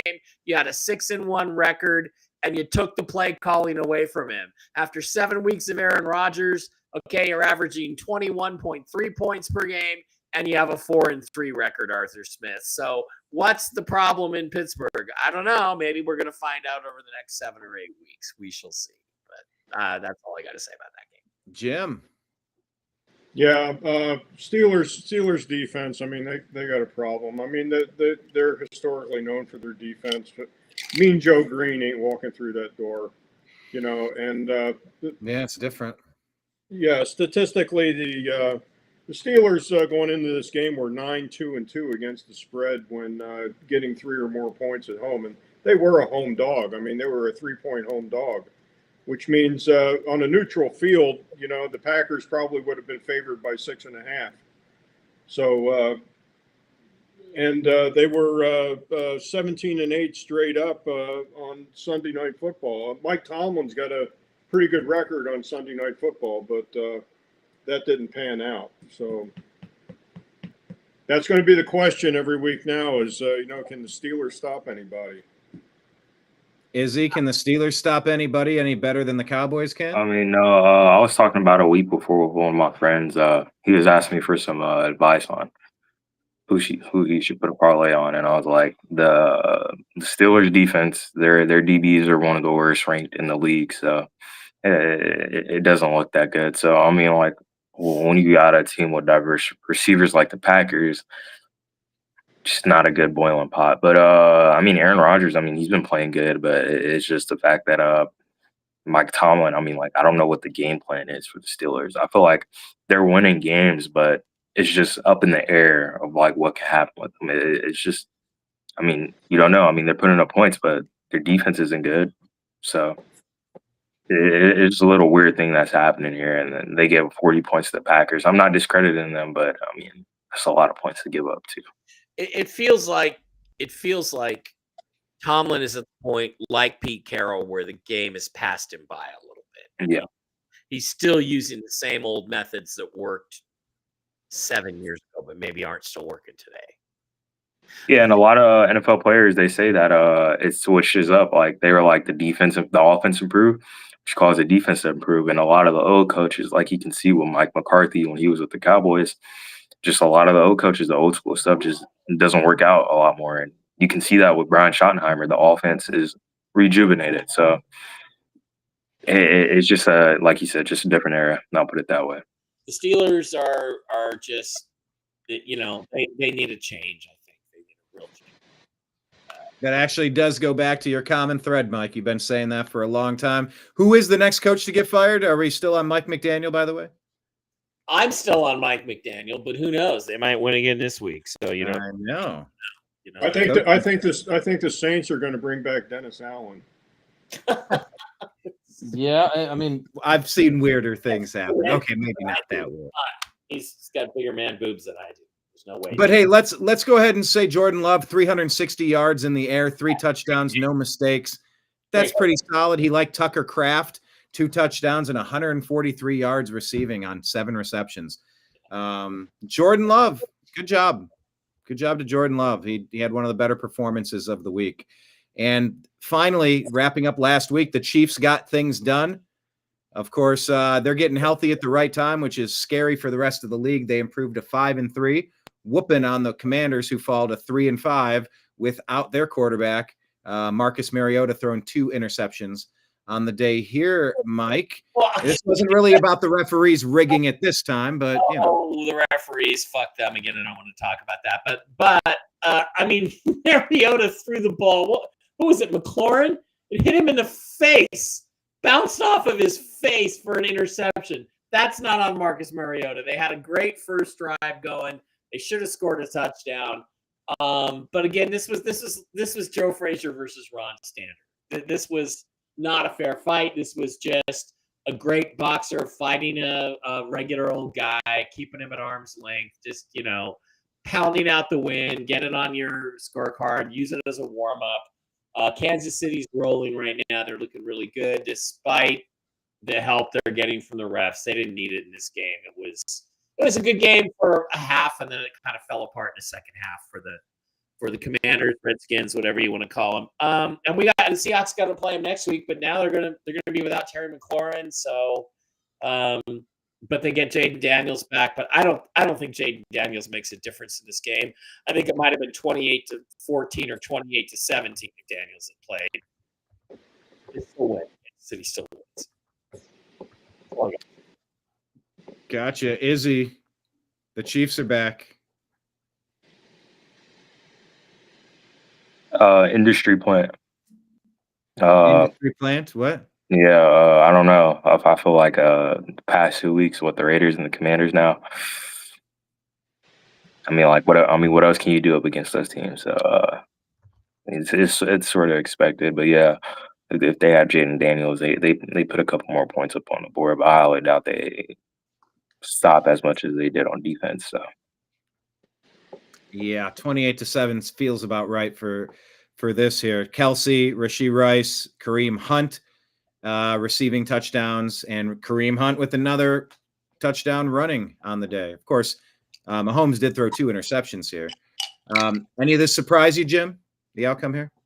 No, it didn't surprise me. The glaring aspect of this game, though, the Chiefs were a 12.5-point favorite, which is, 3 weeks ago you would have never thought that this was going to happen, during the season again. But they are again appear to be extremely strong. Mike is correct. Terry McLaurin is out this week. And going into this game, the Redskins, the last 7 games were 1-6 against the spread on road games. They are now 1-7 against the spread in road games. So I didn't play this game. I don't think Mike played it either, as far as putting money on it. 12.5 is just too many points, but Chiefs covered and won the game. They sure did, and they are back. And they're back, back in the saddle of things. I wish they were doing a little more poorly than they are. But it is what it is, and the NFL gets their cash cow, I suppose. Yeah, all right, they're back, Brian. You know what that means, right? Playoffs. You kidding me? Playoffs. I just hope we can win a game. Exactly. Well, that's what it's like being a Cleveland Browns fan. I just hope we can win a game, while some franchises are looking forward for the playoffs. Let's go ahead and take a look forward here with Jim's picks of the week. This is his betting trends. You can follow him on X. Mike and I are going to start a burner account for Jim. We got to get that figured out real quick. I can run it. You can run it, whoever. But we need to get him. We got to tag him. Jim knows it all. Jim's Mitchell betting trends with Jim. I don't know, locks of the week, whatever we want to call it. But it's out here. You can check it out. It's on X at TNAM Football, at seahawkboymikeb, and Mike Bara 333, and the Unhappy Hour _ of course. Follow us all on Twitter X. So, Jim, you got this starting off with tonight's game, Ravens at Dolphins, huh? Walk us through it. Ravens at Dolphins. This game is Ravens are favored by 7.5. This game opened at 7.5. It is still 7.5 as of this afternoon at Boyd Sports. Weather in Miami is going to be 80 degrees and partly cloudy at game time. The Ravens are 2-5 against the spread this season. Lamar Jackson, he's slated to play. He is 25-11 straight up. He is 8-11 as a favorite of 7 points or more, though. Favorites of 4 points or more this year are 42-15-1 straight up. That's a pretty good number. Tua is 3-13 straight up as a dog. Tua is 2-9 straight up. The Dolphins are 2-4 against the spread at home, and they are 11-23 against the spread as a dog. If I were to play this game, I hate that hook on the 7. If I were to play this game, I'd probably roll it over on a money line bet. Yeah. Any opinions, anybody? No? Soaking it up. Next game. No. Go ahead, Mike. No, I was just gonna say I would tell you what I'm thinking, like, when I make my picks, but I mean Ravens are gonna win this game. They're maybe not by 7.5, but I think they're gonna win very comfortably. I believe that's true also. I think Lamar coming back, Yeah, and with the Dolphins winning last week, beating the Falcons, and it's they're going to come back down to the ground. Bears 2.5-point favorite against the Bengals. Do you have any information on Flacco? Is he playing this game, Brian? I'll double check that for you. Okay. This game opened at 2.5. It was bet up to 3 in favor of Chicago, and it went back to 2.5 this afternoon. So there is probably even money across the board. Who's ever betting this game? This is a quasi-corner TV game. The Bears are 16. I'm sorry. Yes, Joe Flacco is starting this week.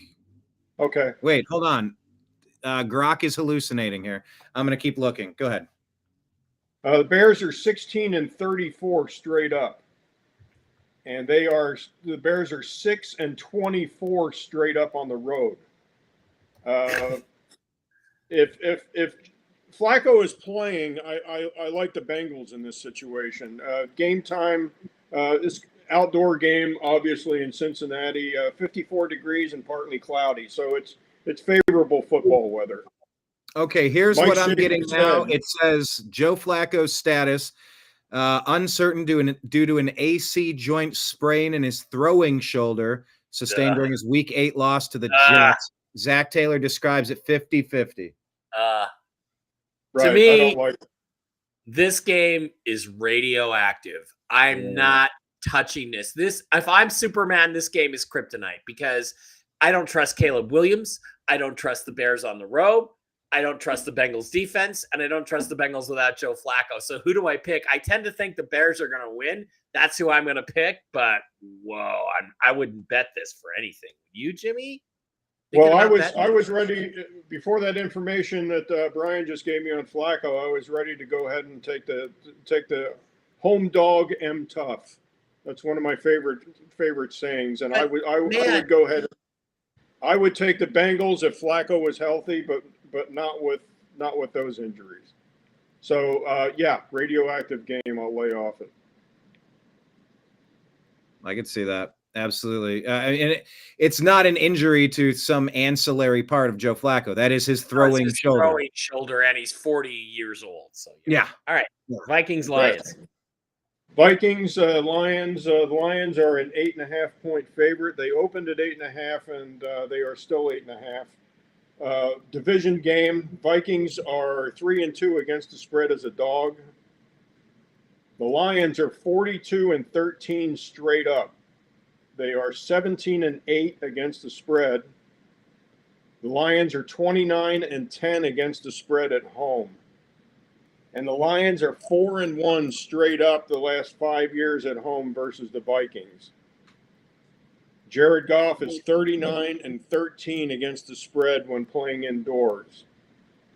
And so far, favorites of 4 points or more are 42-15-1 straight up. I think the Vikings probably qualify at this point as a not very good football team.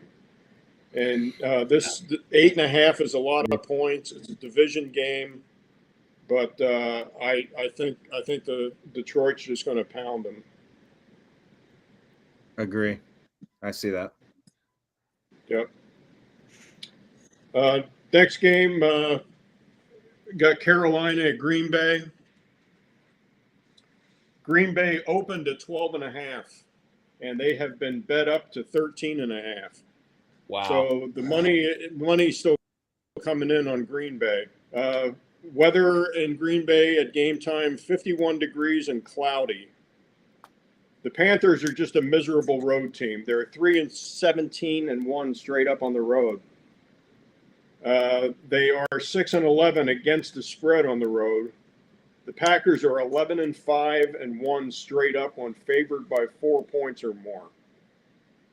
And as we discussed in the last game, favorites at 4 points or more are 42-15-1 straight up.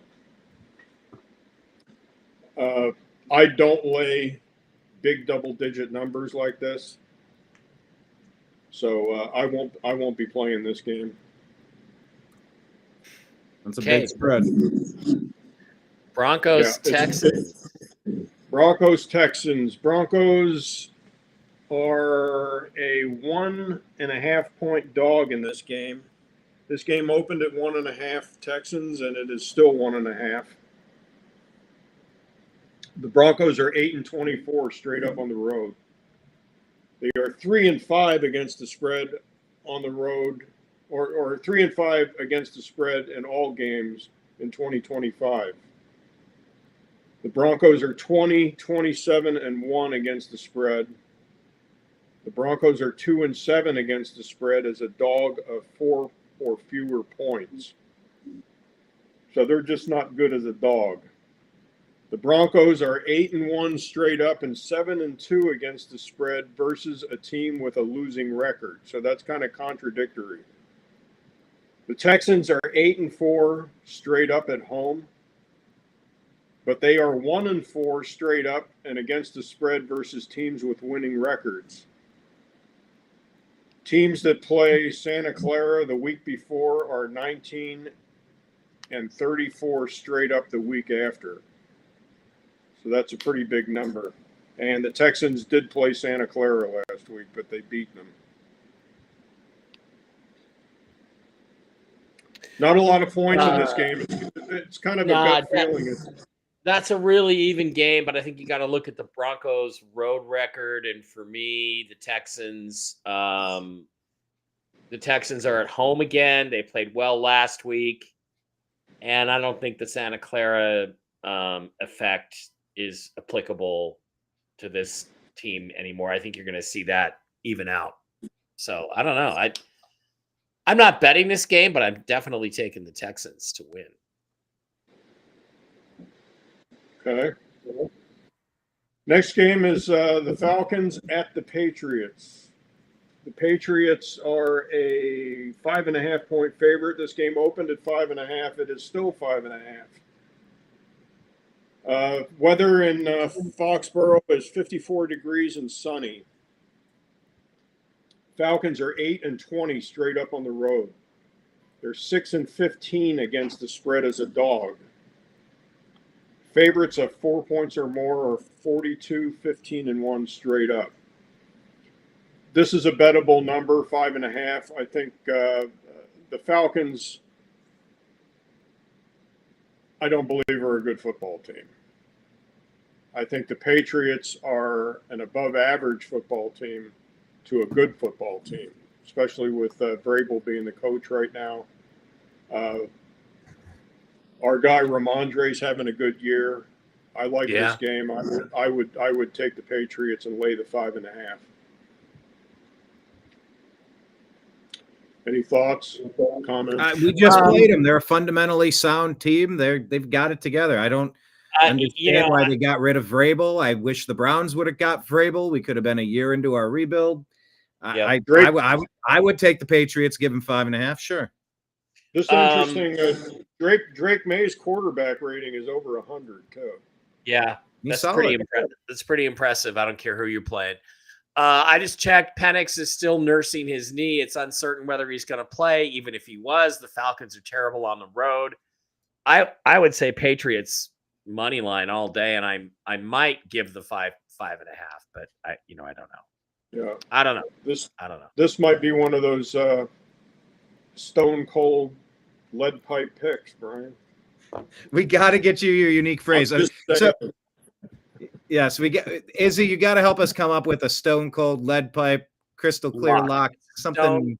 Yeah. Stone cold lead pipe pick. I think that's Arnie Spaniard's term. On his show on Fox Sports. So. It's actually he stole it from Tony Bruno. The stone cold. Tony Bruno. Oh, okay, Bruno used to say that. So that's a Philadelphia. That's a Philadelphia. It's term. A Philly thing. Yeah, the stone cold lead pipe lock of the week. Yeah. Okay, but Arnie Spaniard also uses that. All right, so we won't use it. Next game is Santa Clara at New Jersey. 49ers are favored by 2.5 in this game. It opened at 2.5, and it's still 2.5. Weather report in New Jersey on Sunday is 60 degrees and partly cloudy. 49ers are 5-3 straight up versus losing teams. Mac Jones is 8-21 against the spread, and he is 3-4 against the spread for Santa Clara. I believe Mac Jones is going to start. I think Purdy's still nursing the turf toe. Giants are 6-13 against the spread as a dog.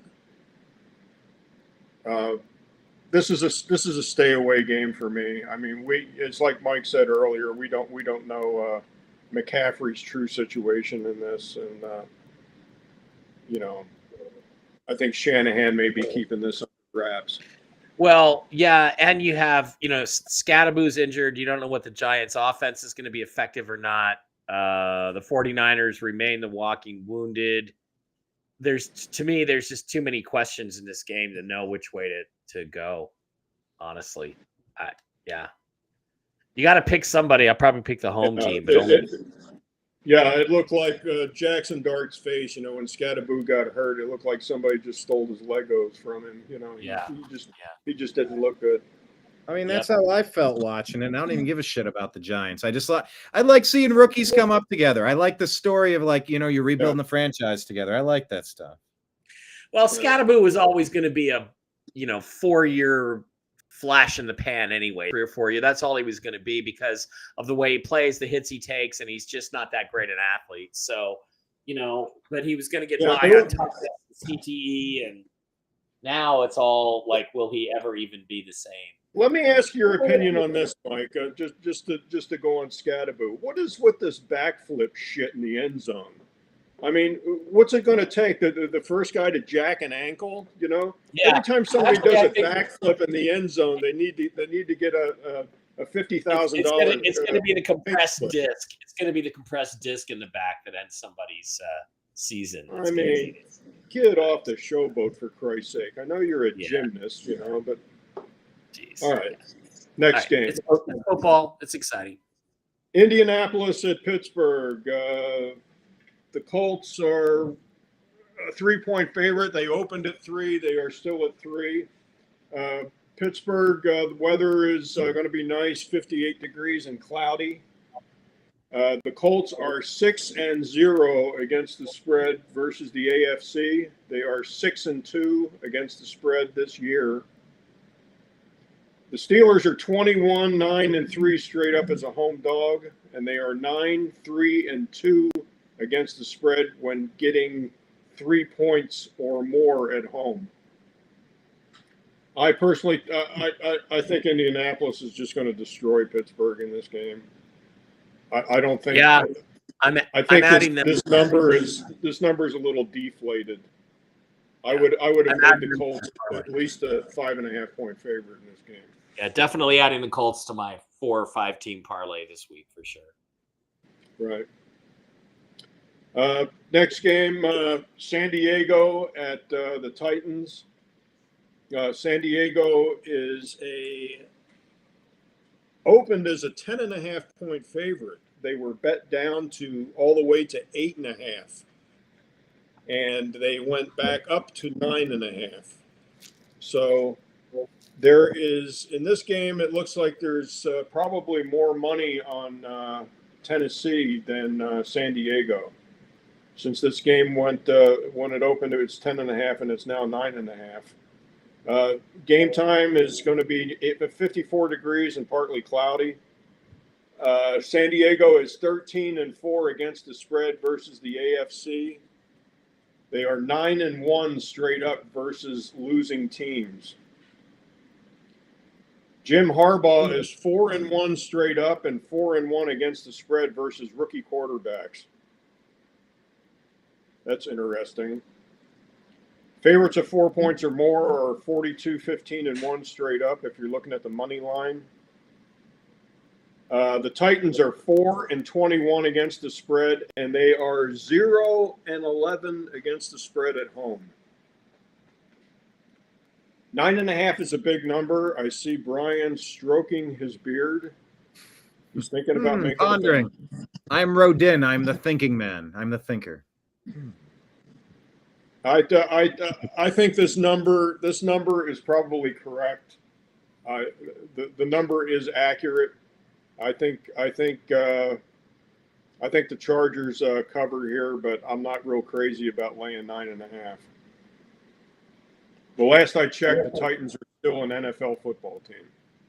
Are they though? Are they? Yeah, they kind of are. They kind of are.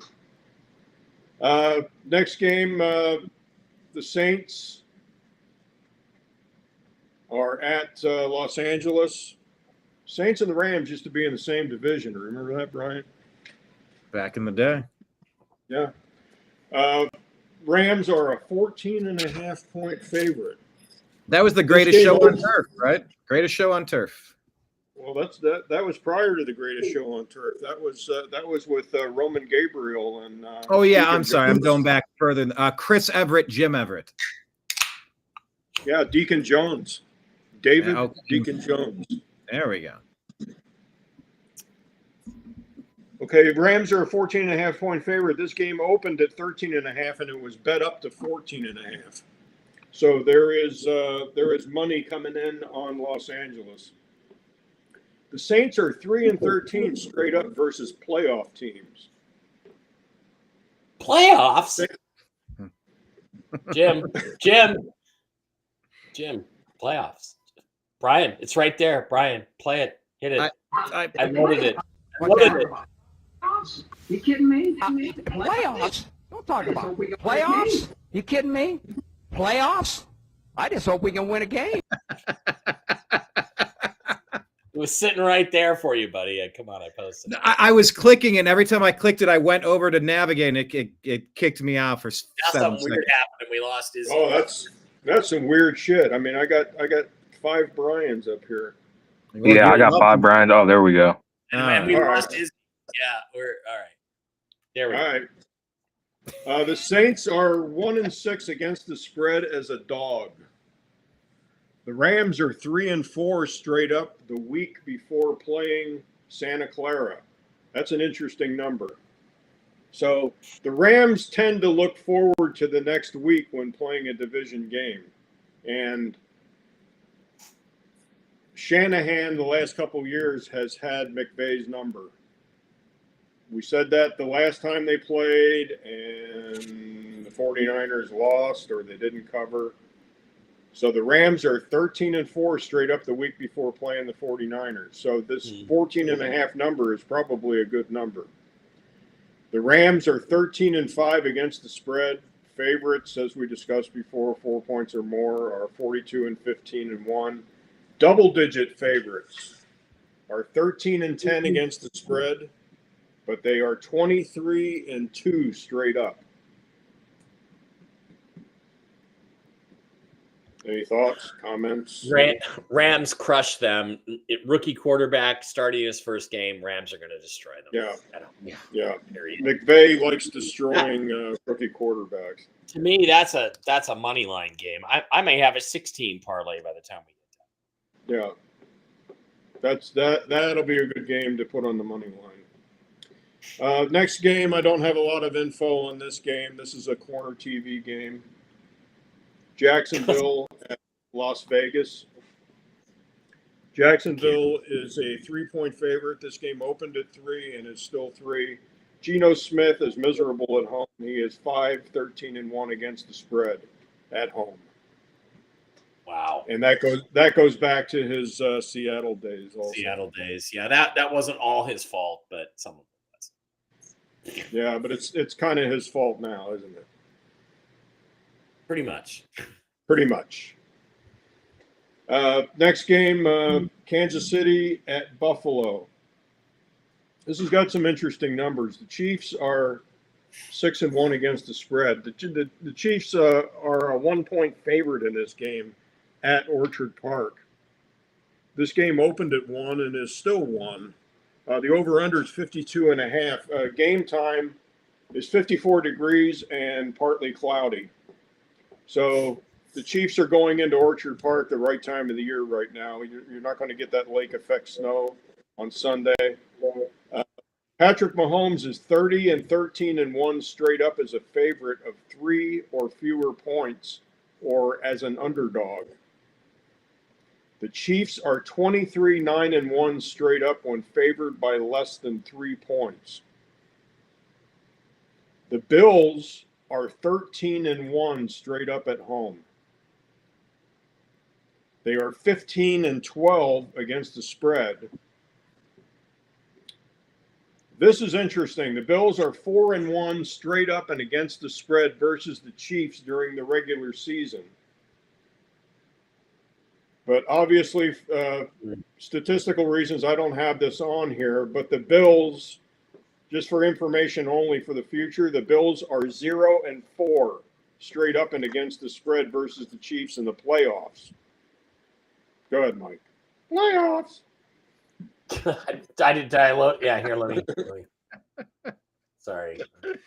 So the Bills are 4-1 straight up and against the spread versus the Chiefs during the regular season. Playoffs? Yeah, playoffs.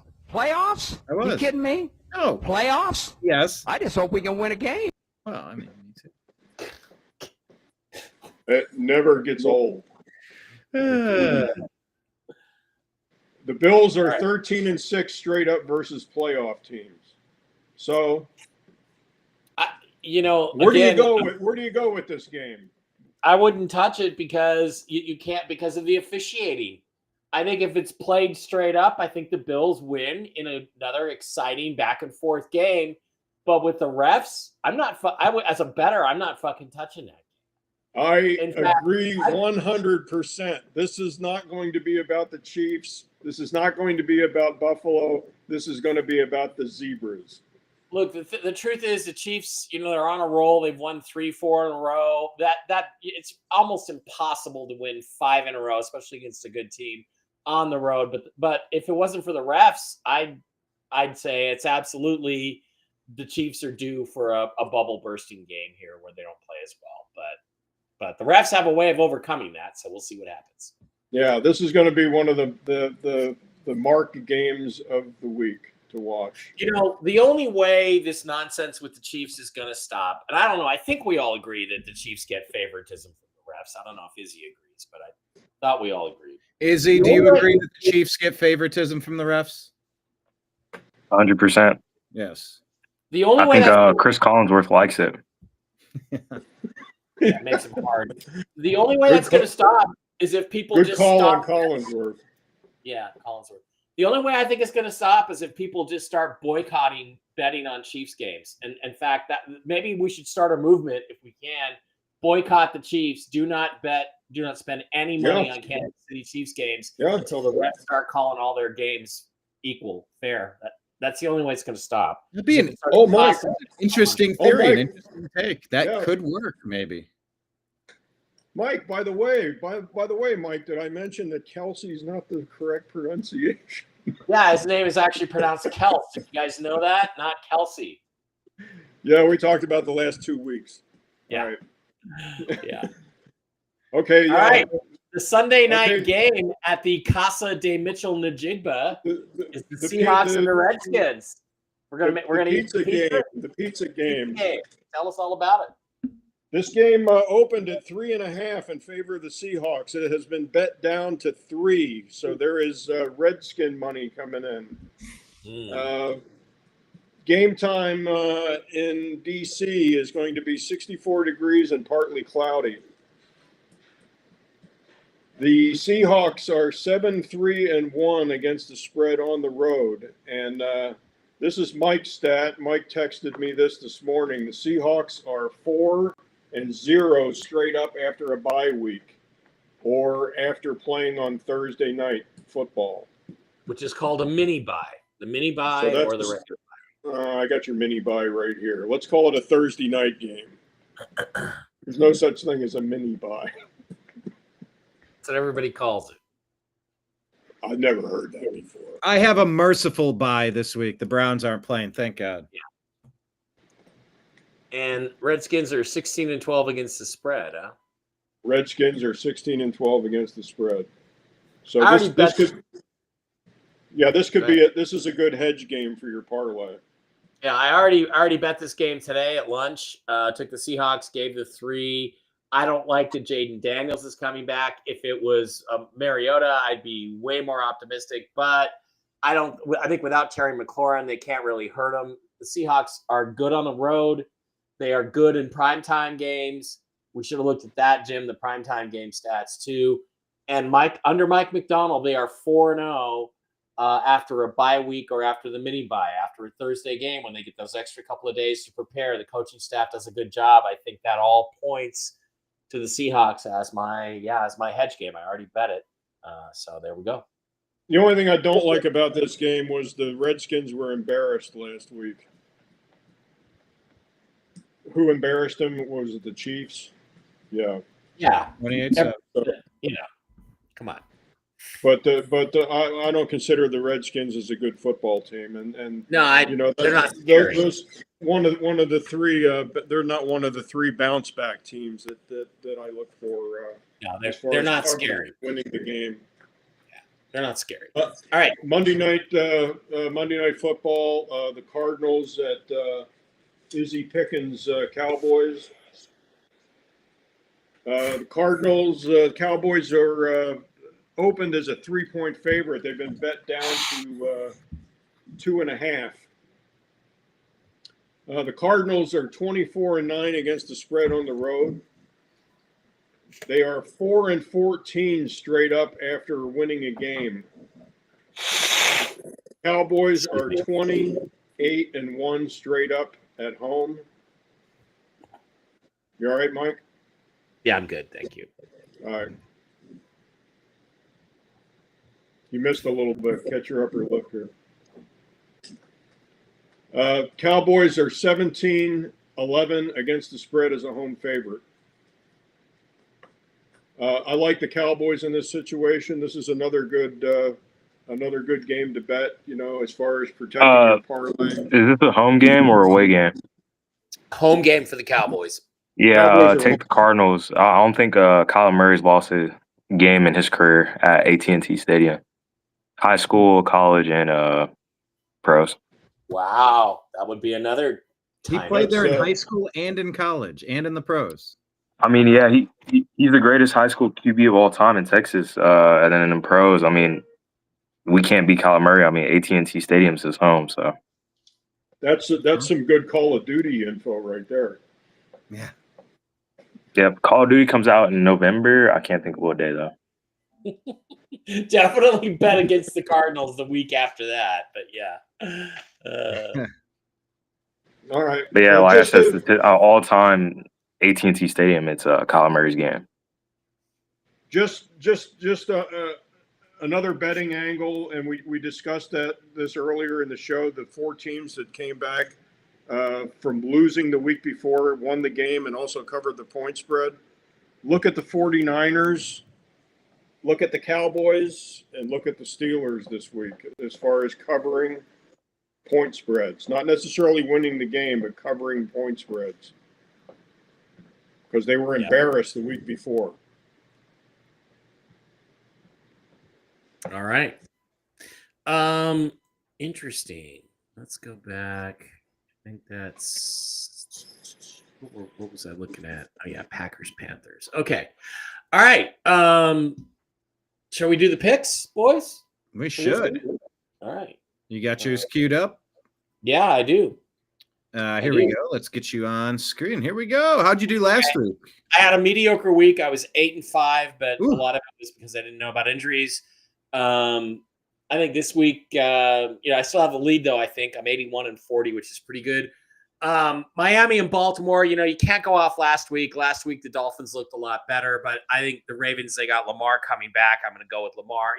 When 2 teams have equal suckitude, you got to go with the team that has a better quarterback, and Lamar's a better quarterback.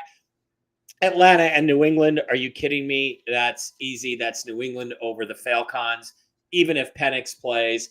Carolina at Green Bay all the way. Not going to bet the money line on that because it's ridiculous.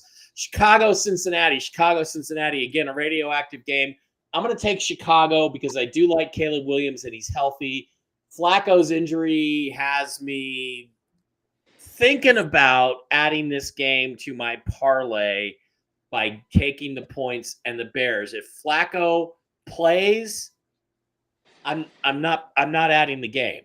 If Flacco doesn't play, I'm going to take the Bears and probably give the points. Denver at Houston. Denver's good. They suck on the road. Houston's looking better. Houston needs this game more than Denver does. I think Houston scratches it out. Indianapolis at Pittsburgh. I think the age and the old-fashionedness is catching up to Pittsburgh. I think the Colts are going to go in there and rough them up a little bit.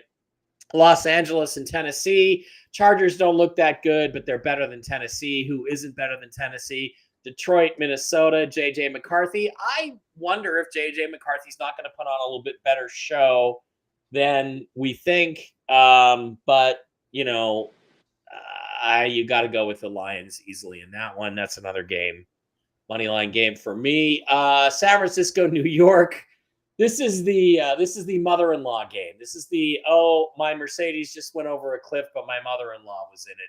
Who do I want to win this game? I don't have any love for the Giants. I have less love for the 49ers. I just don't see how the Giants are going to figure out how to win in 1 week after losing Scatterable. I don't. I think they're going to have problems sorting out how to score points. For that reason, I like the 49ers just by a hair. Jacksonville, Las Vegas. Jags come in and embarrass the Raiders again. I don't even care if they get the tight end back. What's his name? Los Angeles, the Saints against the rookie quarterback. Rams, that's going on my parlay. Bills, Chiefs. I'm going to take the Bills, hoping the referees don't interfere in the game. Seahawks, Washington, Redskins, Commanders, football team. I do like the Seahawks. I like them on the road. I like their history with Mike McDonald after a bye week. It's a national game. It's a Sunday night game. I think we're just a little bit better than the Redskins, and so I think that's going to come through. Jaden Daniels is the wild card. He could Jaden Daniels us, but I do think we're going to have a plan for that. Arizona, Dallas, Cowboys, all the way for me. I think the Cowboys do bounce back. I think they get a win. I think they get to 500 and keep their playoff hopes alive in spite of their defense. So those are my picks for this week. And my parlay is going to be my money line parlay. Like I said, I'll throw the Bears into it if Flacco doesn't play, but I got a money line 5-team parlay. I got the Lions, the Packers, the Patriots, the Colts, and the Rams. That's my picks. Mike's going to parlay like it's 1999. All right. Izzy, let's go to you. We're going to caveman style your pick? Yes. Yeah. So I didn't have a really good week last week. I was under the weather, so. Welcome back, by the way. Glad to have you. Bunch of teams. Oh, there we go. I don't know why it's inverted still. Hold on. Yeah, that's a problem. I still gotta fix it. I can fix that for you. All right, cool. Allegedly. Don't know if I can. Just keep going, and I'll see if I can get it. All right, hold on. There we go. You got it. Yeah, I didn't have the ability to. Good. All right, so this week, Miami, Baltimore. These are usually pretty good games. This is today. I'm gonna take Miami. Let's see how that works out with Lamar coming back. Atlanta and the Patriots. I'm gonna take the Patriots. I'm tired of taking Atlanta. Drake May's been balling. Green Bay, Panthers. I'm gonna take Green Bay. The Bears and the Bengals. Yeah, I mean, depends if Joe Flacco's playing, but if he's not, then I'm gonna take the Bears. Pittsburgh Colts, you already know I'm taking. Broncos and Texans. I know that the game favors the Texans, but I'm gonna take the Broncos. They're kind of right in a hot hand. Same thing as the Texans, but PS2, Nico. I'm gonna take the Broncos. Chargers, Titans. I'm gonna take the Chargers. Vikings, Lions, Detroit, San Francisco, New York, San Fran. As much as I hate to say it, Jacksonville, Las Vegas. I don't see Las Vegas winning. Kansas and Buffalo, that's a really good game. I'm gonna take Buffalo as long as the refs don't screw with them. Yeah. The Rams and Saints, I'm gonna take the Rams. Seahawks and Commanders, I'm gonna take the Seahawks, and I'm gonna take the Cardinals. First time I'm not choosing Cowboys.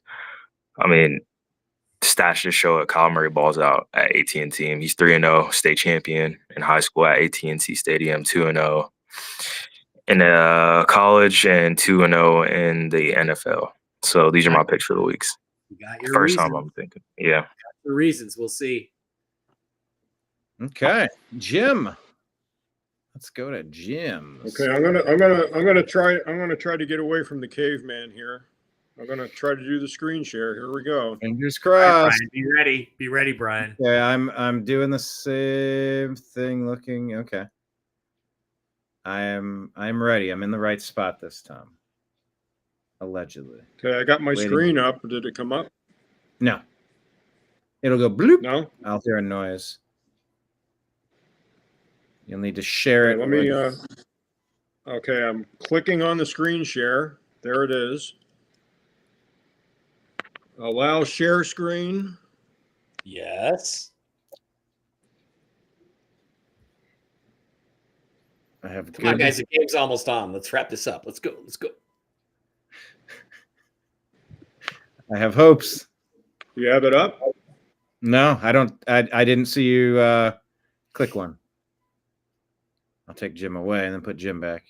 Yeah, it should be the third button. It should be mute, disable camera, and then the third one would be the screen. Yeah, hit screen share, and then did you try window or entire screen? Try entire screen. Okay, I hit screen share. I got allow to share window or allow to share screen. Hit share screen. Okay, there you go. And then, Brian, you seeing anything come up? I do not. Did you? Okay, nothing. No. No, I do not. Unfortunately. Right. We're going to go caveman here. All right, where you go, caveman? Last week I was respectable. I was 9-4. Further. Who's in the lead now? By the way, Brian. Mike, you are right. I think I'm 81-40. I think I have the lead right now. Okay, I'm 77-44, so I'm barking at your heels. You're close. All right, tonight's game, I got Baltimore to destroy the Dolphins. The Patriots will destroy the Falcons. I got Green Bay beating Carolina. I got the Bengals taking care of the Bears. The Bears. The Broncos. I got the Broncos beating the Texans in Houston. I'll go ahead and take the Broncos. Pittsburgh was listed as one of these bounce back teams. I think Pittsburgh covers the number, but I think Indianapolis wins the game. You know, I will ride that Indianapolis horse, you know, until they stumble. I'll take San Diego against Nashville. I will take Detroit division game against Minnesota. I agree with Mike. I don't like either one of these teams. I dislike Santa Clara more, but I will take Santa Clara to beat the New Jersey Giants. I agree with Mike. The Jaguars will destroy the Raiders. And I think that's you were talking about Brock Bowers, right, Mike? He's still Brock Bowers. Yeah, they get him back, but is that going to make enough of a difference? I don't know. No. Gino's got a miserable record at home. Yeah. I will take. I'll take the Rams all day against the Saints. I'll take Buffalo regular season record against Kansas City. I think Kansas City drops a game, and Buffalo will go 6-2. I will, of course, this is rhetorical. We'll go ahead and take Seattle against the Redskins. And I like Izzy Pickens' team against Kyler Call of Duty Murray. Yeah, it's going to be interesting to see if your theory on Kyler playing in that stadium works out. That's going to be really interesting. I mean, our defense has been atrocious, so I mean, I'm just riding it. Yeah, so I like to change one of my picks. I'm gonna choose the Redskins to beat the Seahawks. First week I'm going against the Seahawks. Oh wow! Jaden Daniels is playing, so I'm switching it up. Wow. I'm sorry, this first time I'm not choosing the Seahawks. Wow, we went with you on the Cowboys, and we don't need you, okay? We don't need you. Izzy goes turncoat on the Seahawks. Well, I mean, look, Daniels could come up with some innovative plays out of nothing that could win the game. Just don't know. No. Probably not. No. But, No, without I like this. I like the Seahawks by 7 in this game. All right. Well, let's go to the leaderboard here on my side. Yep. Overall, Izzy's down there at 66 and 55. I'm nipping at the heels, 76 and 45, and Mike is at top at 81 and 40. Are we going to be able to get Jim signed up in here?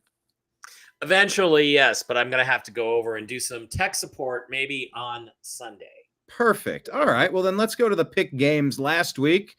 I was 8 and 5. Yeah, fair to Midland.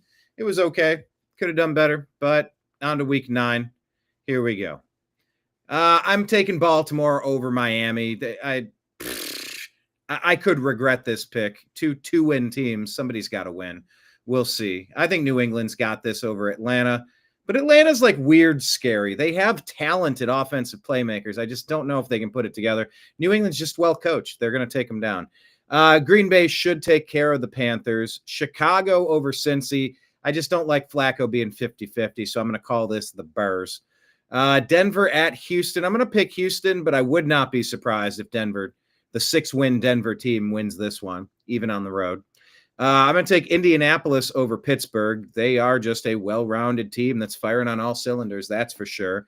Chargers over Tennessee should be pretty straightforward. So should Detroit over Minnesota. So should Frisco over New York. So should Jacksonville over Vegas. So should the Rams over the Saints. KC Buffalo. I'll get back to that. I'm going to pick Seattle over Washington. I'm going to take, oh boy. You almost want me to talk. You almost want to talk me into this one with Kyler. So I'll go ahead. I'll pick the Cardinals. Why not? No, why not? Because I think the Cowboys are a better team.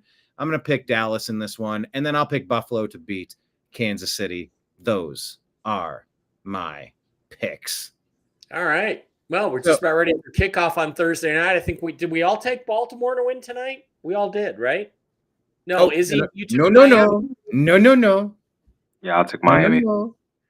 Okay, so you went the contrarian there. By the way, next time we talk, we're gonna maybe have a World Series champion. Not to bore Jim to snoozes, but any thoughts on who's gonna win this? The Blue Jays are up 3-2. If the Dodgers let the Canadians win, I don't know what to say.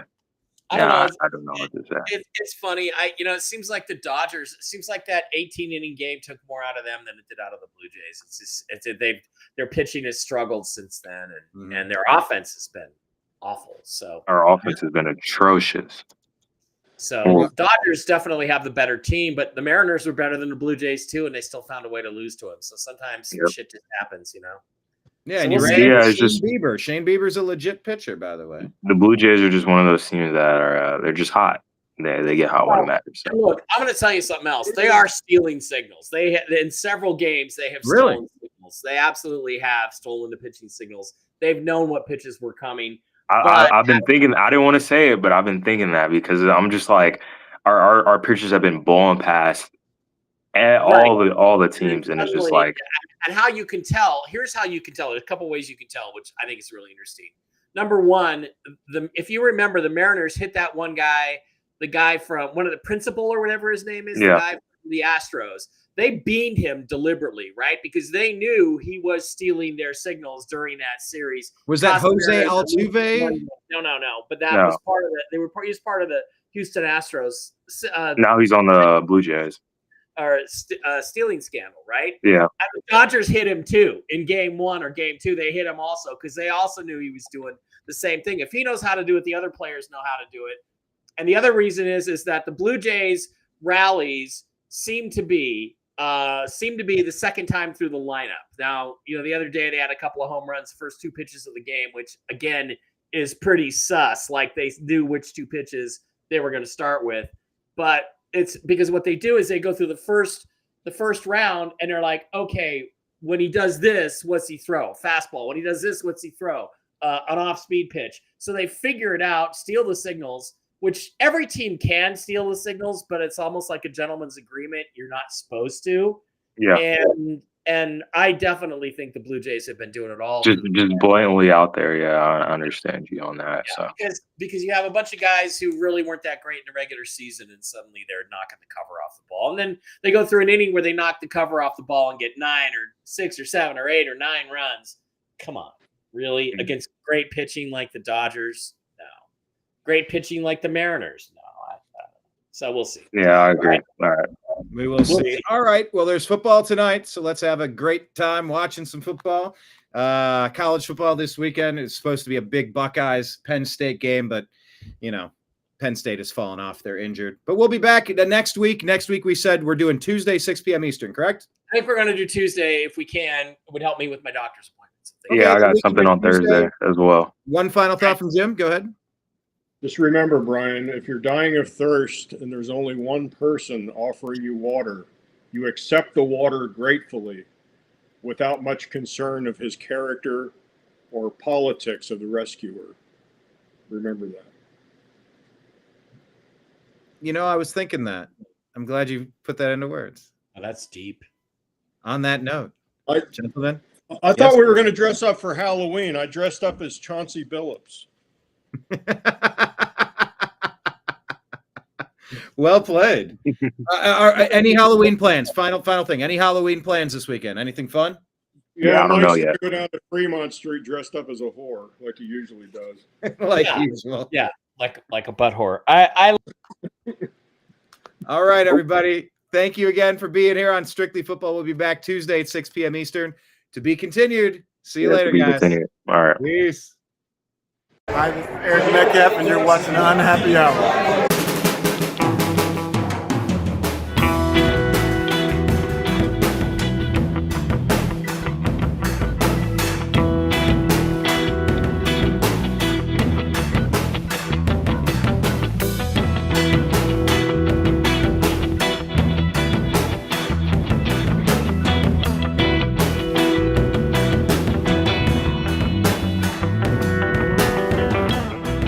The New American Media is proud to present a division of the Unhappy Hour sports show, Strictly Football.